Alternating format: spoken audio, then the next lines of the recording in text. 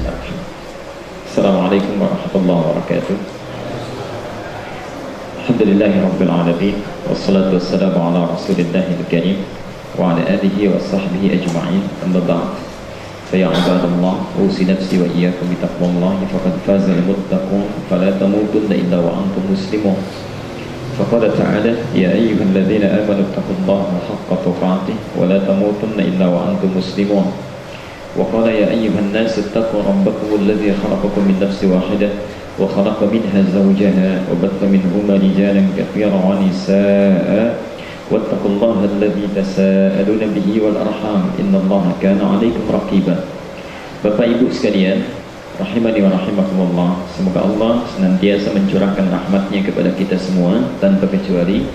Mari kita bersyukur kepada Allah, kita masih diberikan kesempatan, taufik dan nikmat yang sangat besar oleh Allah untuk dapat berkumpul di masjid ini guna mendalami sebagian dari tuntunan agama Allah. Semoga kesempatan yang telah kita luangkan waktu dan tenaga kita ini dinilai oleh Allah Subhanahu wa taala sebagai ibadah yang menjadi bekal terbaik kita sebelum kembali menghadap kepadanya.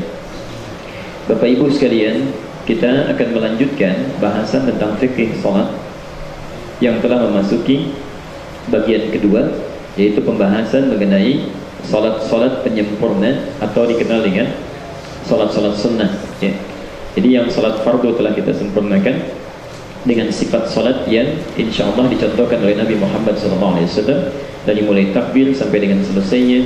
Bahkan sudah kita bahas dengan bab amalan-amalan selepas salat ya, dari mulai zikir apa yang disampaikan, kemudian doa apa yang dibacakan kan, dan seterusnya. Di pertemuan yang lalu kita juga telah membahas mengenai pengantar salat-salat yang dapat menyempurnakan salat fardu kita ya, yang dikenal dengan salat nafilah, jamaknya nawafil. Nafilah artinya tambahan dari yang pokok ya. Hukumnya itu adalah sunnah ya, hukumnya sunnah, jadi bukan wajib tapi sunnah sebagai tambahan, dan pahala yang diberikan itu memberikan bonus tambahan dari pahala pokok kita, dikenal dengan ratib ya, atau rawatib. Kita telah bahas dua salat pada pertemuan yang lalu ya. Jadi di antara salat-salat tambahan yang menyempurnakan itu setidaknya ada 5 yang pokok ya. Ada 5 yang pokok. Yang pertama itu ada tahajud ya. Tahajud ini sangat diutamakan.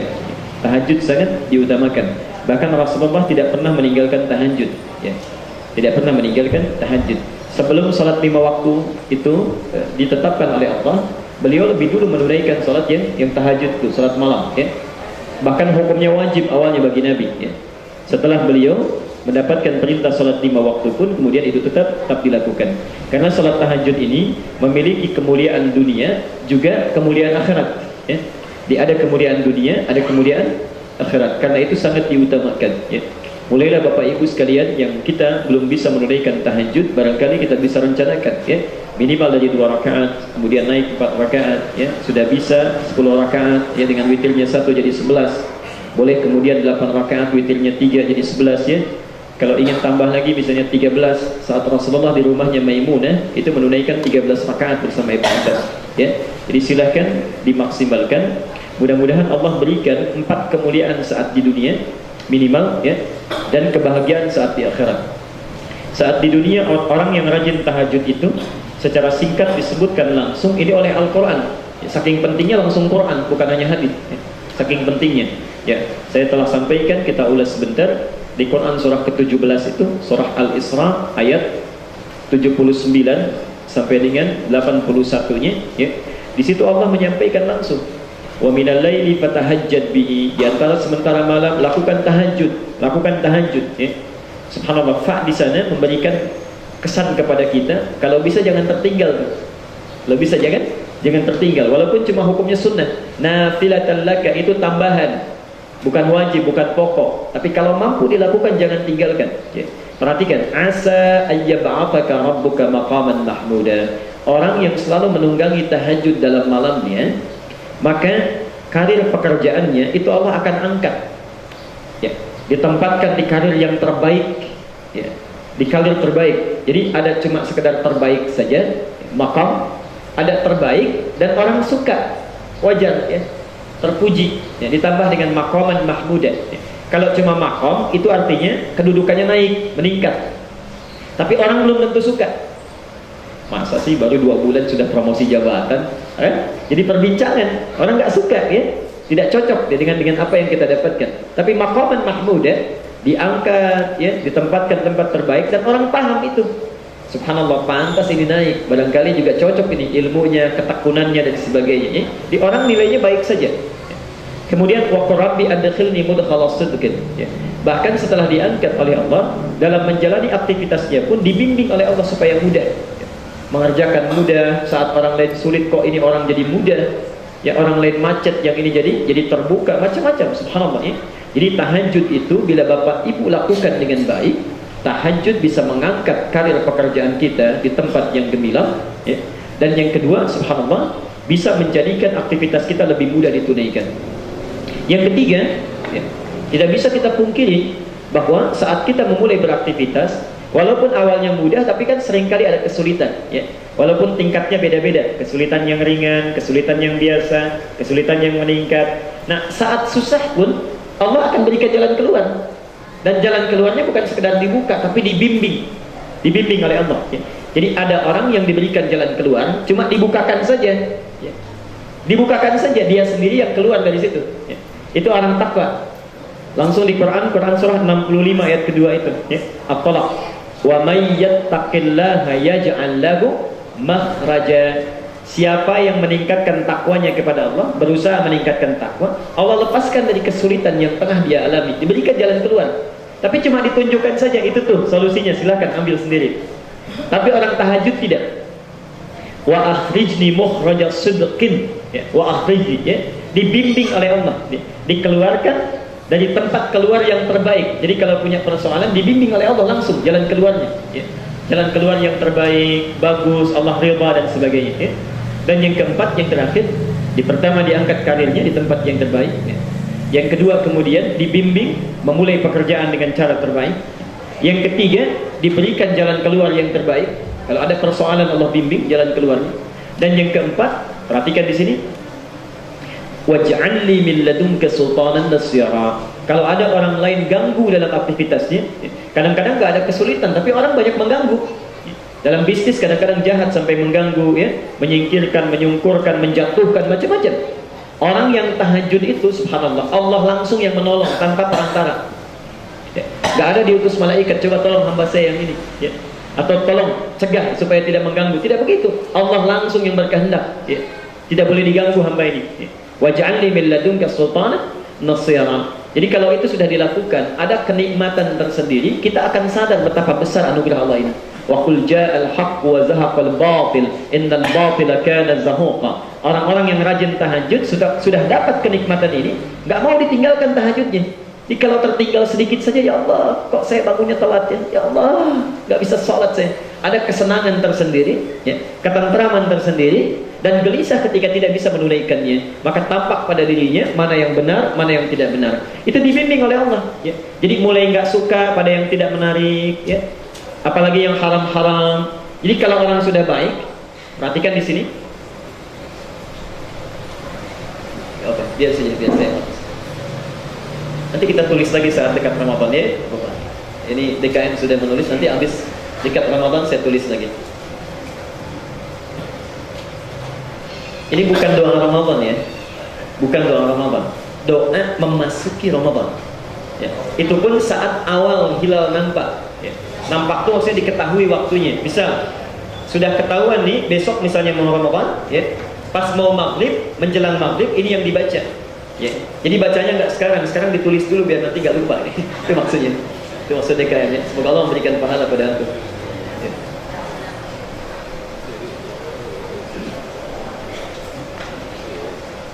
Tolong ingatkan saya, nanti insya Allah kita tuliskan lagi ya. Saya buatkan nanti tulisannya. Bisa di copy, bisa disebarkan.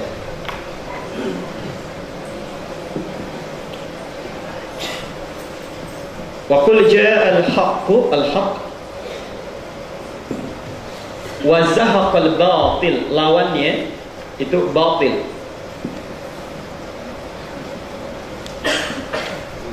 Ada dua yang menarik di sini, ini satu. Yang kedua, paparan Al-Quran, innal batila kana zahuqa. Kana zahuqa.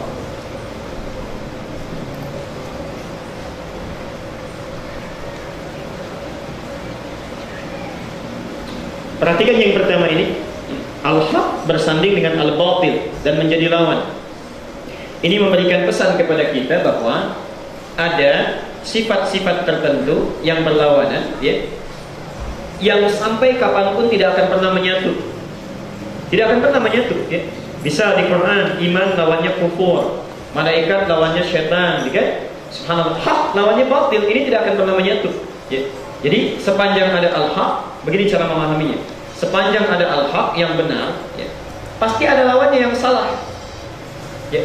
Jujur pasti punya lawan bohong. Sepanjang ada orang jujur, pasti ada yang bohong gitu. Ya. Bohong itu dilatih untuk melatih kita, dimunculkan bohong untuk melatih supaya kejujuran itu muncul. Begitu cara membacanya, ya. Di sepanjang ada yang hak, pasti lawannya ada batil. Sekarang lihat cara memahaminya. Lihat cara memahaminya. Batil ini lawannya al-haq. Cara memahami yang pertama, batil ini dibuat oleh Allah bukan ingin menjadikan orang bermaksiat. Batil itu yang dilarang-dilarang, ya, yang berlawanan dengan kebenaran. Bohong itu batil, mencuri itu batil, gosip itu batil, ya. Itu tidak disukai. Batil itu sifatnya, maksudnya yang membatalkan pahala. Ya. Batil itu kan batal. Batal itu dari bahasa Arab. Batala yabtulu batalan fahuwa batilun. Ini yang membatalkan, menghilangkan. Tadinya harus yang punya pahala melakukan perbuatan ini, gugur pahalanya. Diingkari, yang datang cuma dosa. Karena itulah Bapak Ibu sekalian, perhatikan sini. Rumus memahami al-haq dan batil itu, pertama, batil ini tidak diciptakan oleh Allah kecuali untuk menguji kita dalam rangka memunculkan yang hak. Misal, yang hak itu jujur. Lawannya apa batil? Lawan jujur, bohong. Bohong ini dicipta bukan ingin menjadikan kita pembohong, bukan, ya. Bukan ingin menjadikan manusia pembohong, tapi untuk melatih supaya kejujuran ini muncul. Sabar misalnya, lawan yang paling mudah marah. Marah dibuat bukan untuk menjadikan kita pemarah, bukan, tapi melatih supaya kesabaran itu muncul, ya. Jadi ketika antum menemukan sifat batil, segera lahirkan lawannya yang baik, ya. Jadi ketika misal kita punya rasa saat ini, ya Allah, kok saya pemarah, ya, ya. Itu tandanya ketika datang sifat marah, Allah ingin melatih supaya kesabaran kita meningkat. Begitu sifat marah akan hadir, cepat tekan, munculkan sabar, munculkan sabar. Allah menginginkan pahala, ya. Sebelum lahir dalam wujud perilaku, ya. Jadi ada dalam bentuk sifat dulu, ada dalam bentuk perilaku. Kalau sudah muncul dalam bentuk perilaku, yaitu, ya, pukul, tendang, macam-macam, ya, mencuri, merampok, ghibah, ya. Kemudian membicarakan yang buruk, mendengar yang tidak baik, ini cara memahaminya. Yang kedua, pelan-pelan saya tegaskan kembali bagi yang baru bergabung, batil dengan hak cara memahaminya. Batil diciptakan untuk melatih, kalau dalam bahasa kimia itu katalis, ya. Luruskan saya kalau keliru, ya. Untuk memancing supaya yang ini naik nih, yang hak itu naik, ya. Karena kalau nggak ada batil, nggak ketahuan yang haknya itu, ya. Tapi bukan ingin menjerumuskan kita berlaku maksiat, ya. Karena itu pada yang batil muncul kecaman-kecamannya. Jangan lakukan, jangan dekat di zina, ya, zina, jangan berbohong, jangan mencuri, jangan curang, ya. Karena ini nggak boleh dilakukan, cuma sekedar mancing saja supaya yang baik itu naik, ya. Oke. Yang kedua, karena langsung oleh Quran disebutkan, wa qul ja'al haqq wa zahaqal batil, ya. Muncul yang baik, kemudian yang batil akan tenggelam. Ini memberikan kesan bahwa hati-hati cara memahaminya. Lawan dari al-haq itu batil tidak akan pernah menyatu, tidak akan pernah menyatu. Nah, bahasa tidak menyatu ini memberikan konsekuensi. Kalau orang sudah benar perilakunya, cara dia bertutur, cara berperilaku, cara kehidupannya benar, pasti tidak akan suka dengan yang batil. Saya ulang, ya, dia cara memahaminya. Kalau orang hidupnya sudah bersama yang hak, tidak akan senang pada yang batil, karena nggak akan pernah nyatu. Tidak akan bersatu pada diri manusia hak dengan batil. Misal Allah itu hak, ya. Al-haqqu min rabbika fala takunanna minal mumtarin, ya. Hak, ya.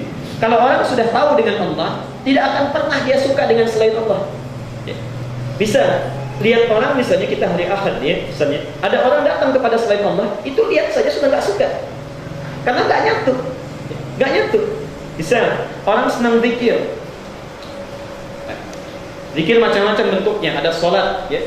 Tingkat zikir yang paling tinggi itu sholat ya.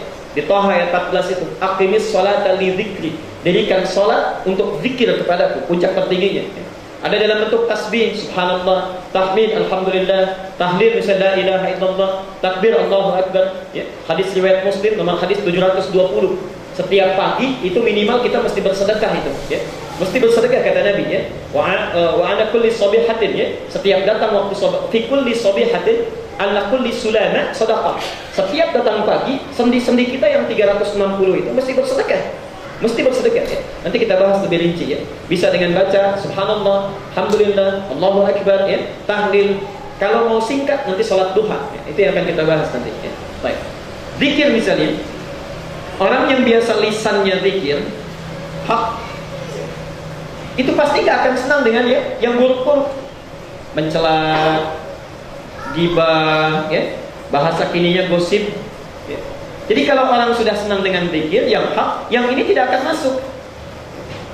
Nah, mafhum mukhalafahnya dalam ilmu ushul fikih kebalikannya. Kalau di antara kita masih senang membicarakan orang, cara gosip dan sebagainya, artinya yang hak ini belum masuk ke dalam diri kita itu ya. Kita masih senang membicarakan orang, senang yang jelek-jelek. Artinya apa? Artinya adalah yang hak ini belum masuk ke dalam diri kita. Karena kalau orang sudah dekat dengan yang hak itu, subhanallah, pasti nggak akan suka dengan yang batil. Tidak akan suka ya. Kalau sudah suka dengan yang halal nggak akan masuk ya. Tapi kalau yang haram banyak yang masuk, susah menerima yang hak. Bapak yang kerja-kerja ya, misal dari Senin sampai dengan sepekan bekerja di perusahaan, orang nyodorkan proyek untuk ditandatangan ya. Kita tahu itu batil, ada sogokannya, proyeknya nggak jelas. Kalau orang itu hak, tahu dengan yang hak, maka jangankan tangannya yang berat ya, matanya saja untuk melihat itu sudah nggak mau, karena nggak akan bertemu itu. Tapi kalau antum kurang yang haknya, itu jangankan mata, tangan aja ringan mengambilnya. Tangan ringan mengambilnya ya. Nah, kalau kita ingin meningkatkan yang hak ini, selain menunaikan sholat 5 waktu dengan baik, kata Al-Quran rumusnya dengan tahajud. Tahajud itu salah satunya ya.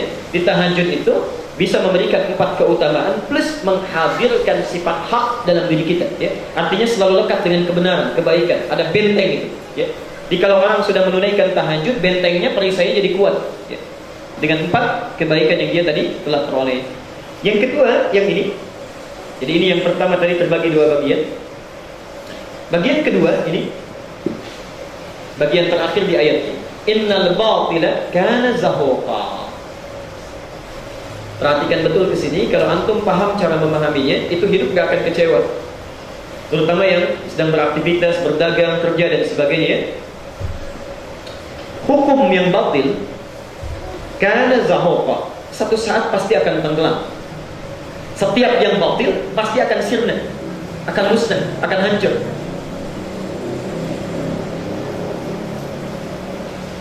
Setiap yang batil satu saat akan sirna, musnah, hancur. Dan pakai inna di depannya.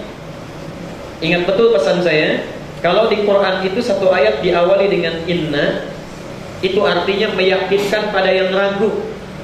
Jangan ragu, mesti yakin ya. Karena itu disebut dengan harfu taukid. Harfu taukidin wa nasbin ya, mabniun 'alal fathi la mahalla lahu min al-i'rab ya, dalam rumus i'rabnya. Huruf yang menunjukkan kepada kepastian yang harus diyakini. Jangan sekali-kali ragu ya. Nah, kenapa di akhir paragraf ini atau di akhir ayat ini ya, Allah memberikan kalimat innal batila kana zahuqa? Karena kadang satu saat kita biasanya mengalami satu peristiwa ya. Kita lihat kenapa kok ini mesti terjadi yang jelek-jelek ya. Kenapa mesti menimpa saya dan sebagainya ya. Kita sudah jalannya bagus, modalnya baik, kerjaannya bagus ya. Tiba-tiba ada orang usil misalnya ya. Jadi kita terjerembab di dalamnya, melakukan hal yang misalnya cenderung tidak baik dan sebagainya ya. Di awal-awal orang lain melakukan, kita tidak, tapi kebaikan kita diambil oleh orang lain. Nah, saat mendapatkan situasi seperti itu, Allah menyampaikan kepada kita, sabar aja, yang jelek itu suatu saat akan hilang juga kok.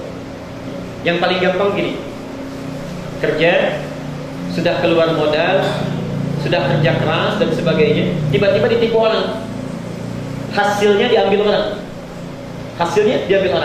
orang yang tidak siap biasanya, subhanallah, kadang mengeluh, kecewa, gak mau makan, tidak sedikit yang bunuh diri, ya. Dikuatkan oleh Allah. Innal batila, untuk apa mengeluh? Sabar, kamu sedang diuji. Kamu ikhtiar saja, ya. Begitu kamu ikhtiar, Allah berikan jalan keluar. Nah, harus diyakini yang jelek itu satu saat akan sirna. Kalau nggak sekarang, besok. Kalau bukan kamu yang dapatkan, cucu kamu yang akan meraihnya, ya. Kalau bukan di dunia, di akhirat akan didapatkan. Jadi hukum yang jelek-jelek itu nggak usah direpotkan. Satu saat akan hilang dengan sendirinya. Ini kaitan dengan tahajud. Karena itu Bapak Ibu sekalian, sedapat mungkin selama kita hidup, tunggangi itu tahajud, jangan ditinggalkan. Jangan tinggalkan. Ini sunnah yang sangat ditekankan oleh Rasulullah. Jadi di dunia kita mendapat 4 kebaikan plus ketenangan dalam beraktivitas, ya, dijaga oleh Allah Subhanahu wa taala. Ketenangan itu yang paling penting, ya. Antum kaya tapi gelisah. Ya. Kaya tapi gelisah. Bagus mana? Kaya tapi gelisah atau miskin tapi tenang? Kaya tapi tenang, subhanallah, ya. Kaya tapi tenang. Alhamdulillah, intinya pada ketenangan kan? Intinya pada ketenangan, ya. Nah, jadi kalau tenang itu lebih baik, ya. Lebih baik kalau tenang. Subhanallah. Jadi ketenangan itu mahal sifatnya, ya. Nah, tahajud itu diantara maknanya karena kita sudah dekat dengan Allah, zikirnya tinggi, melahirkan ketenteraman. Bahkan turun ayat dalam hal ini. Quran surah 13 Ar-Ra'd ayat 28 itu. Ala bi dzikrillahi tatma'innul qulub. Semakin dekat dengan Allah, hati semakin tenang. Ya, itu yang memberikan ketenteraman dalam hidup. Itu baru dunia. Di akhirat, ahli tahajud itu disediakan oleh Allah pintu khusus untuk masuk surga. Ya. Pintunya di taman surga, ya. Taman surga. Dalilnya Quran surah 51 Az-Zariyat ayat 15 sampai dengan ayat ke-17, ya. Izinkan saya mengulas sedikit, ya, karena kemarin ini sudah dibahas dengan lengkap untuk mengingatkan dulu. Quran surah 51 Az-Zariyat ayat 15 sampai dengan 17. Perhatikan kalimatnya. Innal muttaqina fi jannatin wa 'uyun. Sementara orang takwa ada yang tinggalnya nanti di taman surga. Subhanallah, taman surga. Apa keutamaan taman surga? Akhidina ma atahum rabbuhum. Kalau ingin apapun itu Allah yang langsung memberikan tanpa perantara. Ya. Wallahu a'lam bagaimana caranya. Kita lihat. Kalau antum ingin tahu, ya rajin tahajud dari sekarang, ya. Nanti bagaimana kita bisa rasakan. Bandingkan dengan surga biasa, ya. Yang bukan ahli tahajud itu kalau butuh apa-apa, yang melayani itu adalah pangeran-pangeran atau bidadari surga. Namanya wildanun mukhalladun, ya. Ada di Al-Waqi'ah, bi aqwabi wa adariqa wa ka'sin min ma'in. Kalau ingin minum saja mereka datang, ya. Di kalau ibu datang pangeran surga, ya, tampannya tak terlukiskan, bawa gelas-gelas yang dilapisi emas, ya. Kemudian dilapisi lagi oleh mutiara yang sangat berkilauan dan gak bisa kebayangkan. Kata Nabi, mala ainun ra'at, gak pernah dilihat mata, ya. Wala udunun sami'at, tidak pernah didengar oleh telinga informasinya. Wala khatara ala qalbi bashar, dibayangkan pun sekarang gak seperti itu kenikmatannya, ya. Indah luar biasa. Tapi ahli tahajud begitu mau minum, Allah yang langsung berikan tanpa perantara, ya. Kun fayakun ada saja, jangan bayangkan bagaimana memberikannya, ya. Kita ingin sesuatu, Allah yang langsung berikan, ya. Sebagai balasan ketakwaannya. Orang tidur dia bangun. Orang tidur dia bangun. Akhirina ma atahum rabbuhum innahum kanu qabla dzalika muhsinin. Subhanallah, orang ini di dunianya baik luar biasa, ya. Jadi ada baik kepada Allah, ada baik kepada manusia. Baik kepada manusia umumnya disebut dengan birrun. Birrun, ya. Kalau berbuat baik pada orang tua disebut apa? Birrul walidain. Umumnya birrun, ya. Walaupun birrun juga ada kalanya disematkan untuk kebaikan ibadah. Tapi baik kepada Allah dalam bentuk ibadah itu sifatnya disebut dengan ihsan. Ihsan, orangnya muhsin. Orangnya muhsin, ya. Jadi yang rajin salat, rajin puasa, ya, itu ihsan namanya. Subhanallah, orang tidur dia bangun. Orang makan dia puasa, ya. Makanya pada dua orang ini pintu surganya pun khusus. Untuk orang puasa namanya Ar-Rayyan, Bab Ar-Rayyan, ya. Itu dipanggil itu, golongan orang puasa sini. Kalau golongan puasa sudah masuk, ditutup pintunya. Tahajud juga begitu, ada pintu khususnya. Kanu qalilan minal laili ma yahja'un. Ayat 17-nya. Orang-orang muhsin ini punya sifat ihsan ini di dunianya punya ciri khas, senang tahajud dia, sedikit tidurnya, itu bahasa Quran. Ya. Qalilan minal laili ma yahja'un, sedikit tidurnya. Nah, kenapa saya ulas ini sampai dengan pertemuan sekarang? Saya ingin mengevaluasi kita semua, ya, dari 2 pekan ke belakang sudah ditunggangi belum ini? Ya. Jangan-jangan antum pandai menerima informasinya, dicatat catatannya lengkap, tapi prakteknya nggak dilakukan. Ya. Jadi kalau sekiranya sudah diberikan waktu 2 minggu belum dimulai juga, berapa lama lagi waktu yang dibutuhkan? Ya. Tolong catatan itu kita aplikasikan malam ini, mulai bangun, jangan tunggu hari esok ya. Karena kalau sudah di penghujung usia kita, susah lagi untuk mengulangi, sulit lagi untuk mengulangi. Jadi minimal sekarang tunggangi, punya cita-cita, hidup di dunia muda, di akhirat mendapatkan tempat yang lebih bagus ya. Baik. Bapak Ibu sekalian, kemudian yang kedua, ya, saya juga ulas sedikit saja sebelum kita lanjutkan pada yang ketiga. Di antara 5 sholat penyempurna atau 5 sholat tambahan, yang pertama tahajud, kedua dikenal dengan sholat nawafil atau rawatib. Ya. Rawatib yang kedua, ya. Sholat yang mengiringi sholat fardhu, ya. Itu yang paling khusus ada 12 rakaat. Paling khusus ada 12 rakaat. Kita sudah bahas ini, jadi saya mengingatkan saja. 2 rakaat sebelum subuh, 2 rakaat sebelum subuh. Ini yang paling utama, mesti kita sedapat mungkin lakukan. Rasulullah itu saking pentingnya 2 rakaat sebelum subuh ini, atau 2 rakaat fajar ini, itu dalam hidupnya tidak pernah meninggalkannya. Saking pentingnya, ya. Ini lebih baik daripada dunia dan seisinya, ya. Rakaatul fajri khairum minad dunya wa ma fiha. 2 rakaat salat fajar itu lebih baik daripada dunia dan seisinya, ya. Subhanallah. Kalau sekarang misalnya azan subuh jam 4.36, ya. 4.36 untuk Jakarta, mungkin di sini 4.37, ya. Nah, ketika azan berkumandang, ayo 2 rakaat sebelumnya. Itu lebih baik daripada dunia dan seisinya, ya. 4:30 tuh kita lakukan, ya, setelah azan berkumandang. Saya sering bercanda mengilustrasikan, ya, canda yang positif, yang baik, ya, bukan canda yang tidak bermanfaat, ya. Orang yang menghindari canda yang bohong sifatnya, walaupun itu bisa membuat renyah, tertawa dan sebagainya, tapi dia hindari itu sifatnya bohong, maka Allah akan balas dengan membangunkan istana di pinggiran surga. Gak apa-apa, di pinggir surga juga, yang penting punya tempat, ya, punya rumah, istana di pinggiran surga. Itu meninggalkan bohong, ya.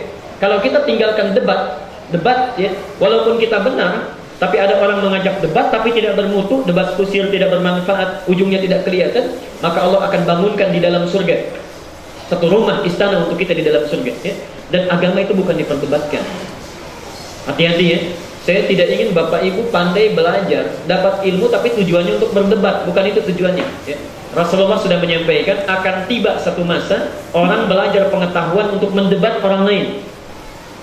Dan akan tiba satu masa, ya, orang mengajarkan ilmu pengetahuan supaya disebut seorang yang alim, ahli ilmu, populer dan sebagainya. Yang dicari cuma popularitas saja, ya. Yang penting ketahuan banyak jamaahnya, populer dan sebagainya. Subhanallah. Apa yang dikatakan kata Nabi, dua-duanya akan dimasukkan ke dalam neraka. Baik gurunya atau muridnya, kalau tidak bertobat, tidak sadar dengan kesalahannya, maka Allah akan menyediakan neraka langsung baginya, ya. Neraka langsung baginya. Nah, Bapak Ibu sekalian, subhanallah. Saya sering sampaikan begini ilustrasinya. Kalau dibuat pengumuman misalnya Pak Haji Basir, ya, atau DKM yang baru nanti tanggal 26, ya, kalau pemilihan, misal program terbaru, ya, orang yang datang ke masjid misalnya Al-Ittihad, ya, jam 4 subuh dan sholat tahiyatul masjid di dalamnya akan dapat amplop 500.000, bisa maksudnya, ya. Baik, berlaku mulai tanggal 27, misal 27 April nih, sejak dilantik disampaikan itu. Kira-kira jam 4 pengumumannya, datang jam berapa ke masjid? Lebih dulu di depan tuh. Baik. Sekarang bandingkan, ingin punya uang 500.000 atau ingin dunia dan seisinya? Ya, antum ini tiap hari Allah tawarkan dunia dan seisinya melalui lisan Nabi itu. Melalui lisan Nabi, ya. Orang yang sholat 2 rakaat sebelum subuh itu, sholat sunnahnya, dapat dunia dan seisinya. Ada yang menafsirkan hidupnya mudah, ada yang menafsirkan pahala yang besar di akhirat nanti, ya. Ada yang menafsirkan kemudahan, kenyamanan dalam hidup. Orang sakit ya sehat, ya. Harusnya misalnya macet dia lancar. Dunia dan seisinya. Ada yang menafsirkan dunia dijadikan kecil, jadi tidak loba dengan dunia, nafsunya ditahan, takwanya naik, ya. Jadi kalau orang lihat ini ingin, lihat itu ingin, orang ini tuh subhanallah ditekan keinginannya. Dunia kecil. Kalau bahasa Ibnu Qayyim Al-Jauziyah, dunia dijadikan seperti bayangan, ya. Bukan dikejar tapi berbalik. Kalau antum kejar-kejar gak akan ketangkap itu. Tapi kalau kita berbalik itu mengikuti dunianya, ya. Dia ada yang begitu, ya. Jadi manusia ini agak aneh sebetulnya, ya. Dikasih dunia dan seisinya, ya. Salat subuh misalnya, sekarang adzan subuh 4.36, ya. Bangun saja sudah jam 6.34. Ya, udah ketukar itu ya. Dikasih tuh dia nggak mau ya. Tapi 500.000 dikejar-kejar, jam 2 sudah ada di masjid tuh ya. Kan aneh ini manusia ya. Subhanallah ya. Jadi 2 rakaat sebelum subuh, kemudian 4 rakaat sebelum zuhur, 4 rakaat sebelum zuhur ya. Mohon ya, kalau di masjid ini sholat zuhur ya, qabliyahnya itu agak diperpanjang waktunya. Jangan terlalu mepet ya, jangan terlalu mepet. Walaupun rumus qabliyah itu cepat menunaikannya. Qabliyah itu jangan panjang-panjang sholatnya, ya. Singkat ya. Sahabat menyampaikan, bahkan kami hampir tidak tahu kapan Nabi baca Al-Fatihahnya. Saking cepatnya bacaannya ya. Tapi cepat di sini sesuai dengan ilmu tajwid ya. Bacaannya itu hadar. Hadar itu bacaan cepat tapi sesuai dengan tajwid. Dibuat 2 harakat setiap yang panjang itu ya. Jadi ada misal man arid bis sukun ya. Dalam rumus ilmu tajwid bisa dibaca 2 harakat ya, 1 detik, bisa dibaca 4 harakat ya, 2 detik, bisa dibaca 3 harakat paling panjang ya, tiwal. Alhamdulillahi Rabbil Alamin Ar-Rahmanir Rahim Maliki Yawmiddin. Nah, itu 2 harakat cepat ya, cepat. Biasanya dalam sholat yang sifatnya banyak tapi sunnah ya, seperti tarawih misalnya. Kalau 4 harakat seperti sholat-sholat pokok yang jahar ya. Seperti misalnya sholat maghrib, sholat isya, sholat subuh ya, ini bagusnya imam 4 harakat yang tengah-tengah. Alhamdulillahi Rabbil Alamin Ar-Rahmanir Rahim. Misalnya ya, 2 detik 4 harakat ya. Kalau salat sendirian silakan. Misal 6 harakat 3 detik. Mau tahajud misalnya, mau paling sempurna silakan sendirian malam-malam dihayati itu. Alhamdulillahi Rabbil Alamin Ar-Rahmanir Rahim. Misalnya ya. Tapi dalam salat qabliyah sunnahnya itu cepat, ambil yang pertama, yang 2 harakat ya. Misal kalau mau pakai bismillah dijaharkan boleh. Bismillahirrahmanirrahim. Alhamdulillahi Rabbil Alamin Ar-Rahmanir Rahim Maliki Yawmiddin. Cepat ya. Ini cepat bacaannya, tapi tetap tumakninah dalam gerakan-gerakan dan seterusnya ya. Jadi barangkali menitnya ditambah ya 7 menit saya kan dan sebagainya disesuaikan. Baru 4 rakaat sebelum zuhur. Kemudian 2 rakaat setelah zuhur ya. 2 sebelum subuh, 4 sebelum zuhur, 6 ya. 2 setelah zuhur, 8. 2 rakaat setelah maghrib, ini yang pokok ya. 2 rakaat setelah maghrib 10 dan 2 rakaat setelah isya, jadi 12. Ini yang paling pokok ya. Kalau antum bisa menunggangi ini 12 rakaat konsisten selama hidupnya, Allah berikan bonus plus di akhirat, dibuatkan rumah di dalam surganya. Rumah khusus di dalam surganya. Jadi saya singgung lagi sampai pertemuan sekarang dari 2 pekan yang kemarin. Coba dicek sampai dengan hari ini, kira-kira sudah berapa rakaat dari 12 itu yang sanggup kita tunggangi ya. Kalau kemarin misalnya belum sempat sama sekali ya, qabliyah subuh ya. Kemarin misalnya belum sempat, baru 2 rakaat sebelum subuh, maka sekarang ada peluang sebelum zuhur 4 rakaat. Teknisnya 2-2 ya. 2 rakaat dan 2 rakaat selesai ya. Jadi itu yang kita tunggangi. Jadi setiap hari evaluasi ya. Pandai, tahu ilmunya, tahu ayatnya, tahu dalilnya, tapi nggak pernah dipraktikkan, rugi kita, rugi ya. Baik. Sekarang kita akan masuk pada bahasan yang ketiganya. Setelah tahu tahajud, kemudian rawatib, maka bahasan yang ketiga adalah sholat duha. Duha. Hari ini tentang duha. Catat dulu dalilnya supaya bahasan kita ada landasannya dari Al-Quran dan Sunnah ya. Sehingga nanti kalau berargumentasi bisa kuat ya. Maaf, saya ingin sedikit berikan ulasan yang sangat singkat. Kelemahan orang Islam itu saat ini, kadang-kadang kalau melakukan ibadah itu tidak mengerti dengan landasannya, tidak tahu ilmunya. Sehingga ketika dipersoalkan, padahal benar ya, sunnahnya begitu, Qurannya begitu, tapi karena nggak tahu argumentasinya, jadi persoalan nggak kuat, jadi goyah gitu, goyah. Atau yang paling parah, ini yang paling luar biasa, niru-niru orang tapi nggak ada sebetulnya tuntunannya, diikutin aja tapi nggak ada tuntunan, dalilnya nggak ada ya. Jangankan di hadis, di Quran nggak ada. Bahkan yang paling unik ada hadis palsu pun nggak ada, tapi dilakukan juga ya. Hadis palsu pun nggak ada tapi dilakukan juga. Misal saya beri contoh ya, saya beri contoh misal yang sifatnya nggak ada hadisnya, nggak ada ayatnya Quran. Ketika sholat Allahu Akbar ya, hadisnya kan jelas cuma 1 kali dalil, 1 kali contoh. Angkat, simpan di dada. Jadi saat mengangkat dengan menyimpan itu cuma 1 gerakan. Masih ingat dalam pembahasan sholat kita kemarin ya? Tapi subhanallah ada orang yang kreatif. Kemudian dia berpendapat bahwa ya kepada Allah itu kan mesti sopan, Masa kita kepada manusia sopan tangan kanan duluan, kepada Allah dengan kiri duluan? Lalu kreatif, Allah diputar ya kan, kanannya duluan, kirinya masuk ya. Kanan duluan, kiri masuk. Allah dia putar, kiri masuk kan. Itu subhanallah. Dalam hadis palsu pun itu nggak ada. Jadi yang palsu aja nggak ada hadisnya ya. Yang dhaif nggak ada, yang sahih apalagi nggak ada, di Quran nggak ada. Kemudian ada karena pernah lihat orang gitu kan, kemudian diikuti, argumentasi nggak ada, aja jadi panjang bahasannya ya. Atau yang doa iftitah, kalau ini hadisnya ada, cuma salah tempat ya. Kita baca dari kecil, inni wajjahtu wajhiya lilladzi fataras samawati wal ardh dan sebagainya. Itu bukan doa iftitah. Itu doa saat menyembelih hewan kurban. Ya. Silakan cari di kitab-kitab hadis. Semua hadis menunjukkan 1235 kitab hadis. Doa inni wajjahtu itu terdapat di Ibnu Majah nomor hadis 3221 yang meriwayatkan Jabir bin Abdullah. Perhatikan kalimatnya, ra'aitu Rasulullah sallallahu alaihi wasallam. Saya selalu melihat Rasulullah sallallahu alaihi wasallam hina yadbah, kalau saat menyembelih hewan kurban, aqbalal qiblat, menghadapkan hewan kurbannya ke arah kiblat, ya. Tsumma qala, kemudian mengatakan, Allahumma duhai Allah, hadza min Muhammad wa ali Muhammad wa ummat Muhammad. Tolong terima kurban kami ini dari Muhammad, keluarga Muhammad dan umat Muhammad. Bismillahi Allahu akbar, inni wajjahtu dan seterusnya hadis. Kalau yang doa iftitah itu ada yang wajah itu juga, tapi nggak pakai ini, tidak pakai ini ya. Itu di hadis Muslim nomor hadis 1848, riwayatnya dari Ali bin Abi Thalib. Shallaitu khalfa Rasulillah sallallahu alaihi wasallam, saya salat di belakang Rasulullah sallallahu alaihi wasallam ya. Fastaftaha, kemudian membaca doa istiftah, wajjahtu wajhiya lilladzi dan seterusnya. Perhatikan, puluhan tahun kita baca, kita ikuti ya, tapi tidak pernah dilihat. Jadi argumentasinya tidak kuat.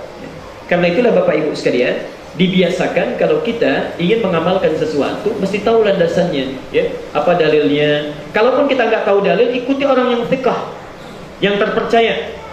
Makanya di Timur Tengah itu kalau misalnya mengajar itu ada beberapa tingkatan ya. Satu misalnya ustadz ya. Ustadz itu sekedar mengajar saja tapi tidak boleh memberikan fatwa, ya. Kalau di kitab da'i ya, da'i, mubaligh dan sebagainya. Mubaligh itu lebih bawah lagi tingkatannya. Mubaligh itu sebetulnya yang menyampaikan pesan. Jadi apa yang ada di kepalanya itu disampaikan. Ya. Itu mubaligh namanya. Ya. Jadi kalau Bapak pulang dari sini disampaikan lagi pada orang lain, itu sudah jadi mubaligh. Ya. Sudah jadi mubaligh. Walaupun nggak pakai surban, nggak pakai peci misalnya, sudah jadi mubaligh itu. Yang menyampaikan pesan, Tapi kalau da'i bukan hanya menyampaikan, tapi ngajak orang, ngajak ya. Namanya ngajak kan mesti tahu ya, ada informasinya, ada ilmunya dan sebagainya ya. Itu yang disebut dengan dai, kadang-kadang disebut ustaz ya, panggilan formalnya. Dai itu ngajak, tapi minimal ada ilmu ketika ngajak orang lain, tahu ya, tahu landasannya, dia mempraktekkan. Kalau mubalik cuma nyampaikan aja, tidak ada unsur mengajak. Kalau sudah ngajak disebut dengan dai ya. Muncul aturan, ada aturannya ya, di surat An-Nahl 125 itu. Karena sudah mengajak orang, maka ajakan itu ada aturan. Ud'u ila sabili rabbika bil hikmah. Kalau mau ngajak orang dengan hikmah, artinya perkataan, ajakan dengan perilaku mesti sama. Jangan ngajak orang untuk sholat berjamaah, orangnya nggak pernah jamaah. Ngajak baca Quran, orangnya nggak pernah tilawah Quran. Ya. Wal mau'izatil hasanah, cara ngajaknya mesti lembut. Ya. Memang dipraktekkan, tapi kasar kita. Cara ngajaknya itu bukan dai namanya. Masa sih kamu udah begini masih nggak bisa jamaah juga? Ya. Sudah mancing persoalan di situ, nggak boleh. Apalagi menjelek-jelekan orang, itu sudah tidak boleh ya. Wajadilhum billati hiya ahsan. Kalau ada yang mendebat, debat pun harus baik, bukan debat kusir ya. Di atas itu nanti baru ada mufti. Mufti itu yang ilmunya sudah tinggi, dia memberikan fatwa. Nah, kalau pada ustaz, ya pada dai dan sebagainya, itu kita masih boleh nanya, Pak dalilnya apa? Zal kan? Ada yang menyampaikan ABC kepada kita tanyakan apa dalilnya. Kalau kita belum tahu, kita ragu ya, kita nggak yakin misalnya, kita tanyakan dalilnya apa, supaya bisa kita baca, kuat argumentasinya. Tapi pada mufti aturannya nggak boleh nanya, tidak boleh bertanya ya, karena mufti itu tidak diangkat di Timur Tengah, itu tidak mungkin diangkat jadi mufti kecuali sudah menguasai dalil, hukumnya sudah paham ya, Qurannya sudah hafal ya, bukan hafal di luar kepala, itu hafal di dalam kepala mufti itu ya. Dan bukan 1-2 riwayat, minimal 14 riwayat. Di 7 riwayat yang mutawatir, 3 riwayat yang masyhur, 4 riwayat yang syadz ya. Sudah tahu kaidah fikih, qawaid fikih, tahu usul fikih, tahu hadis, ilmu hadis ya, macam-macam. Jadi ketika menyampaikan kita sudah yakin memang nggak akan salah di fatwanya, sudah benar. Makanya jangan tanya lagi dalilnya, jangan tanya hukum ya. Jadi kalau misalnya mufti sudah menyampaikan fatwa, jangan tanya dalilnya mana. Karena disampaikan pun antum belum tentu tahu itu, belum tentu baca. Ya. Al-Bukhari sekian belum bisa dibaca. Karena itu di Timur Tengah kalau untuk jadi mufti itu luar biasa seleksinya.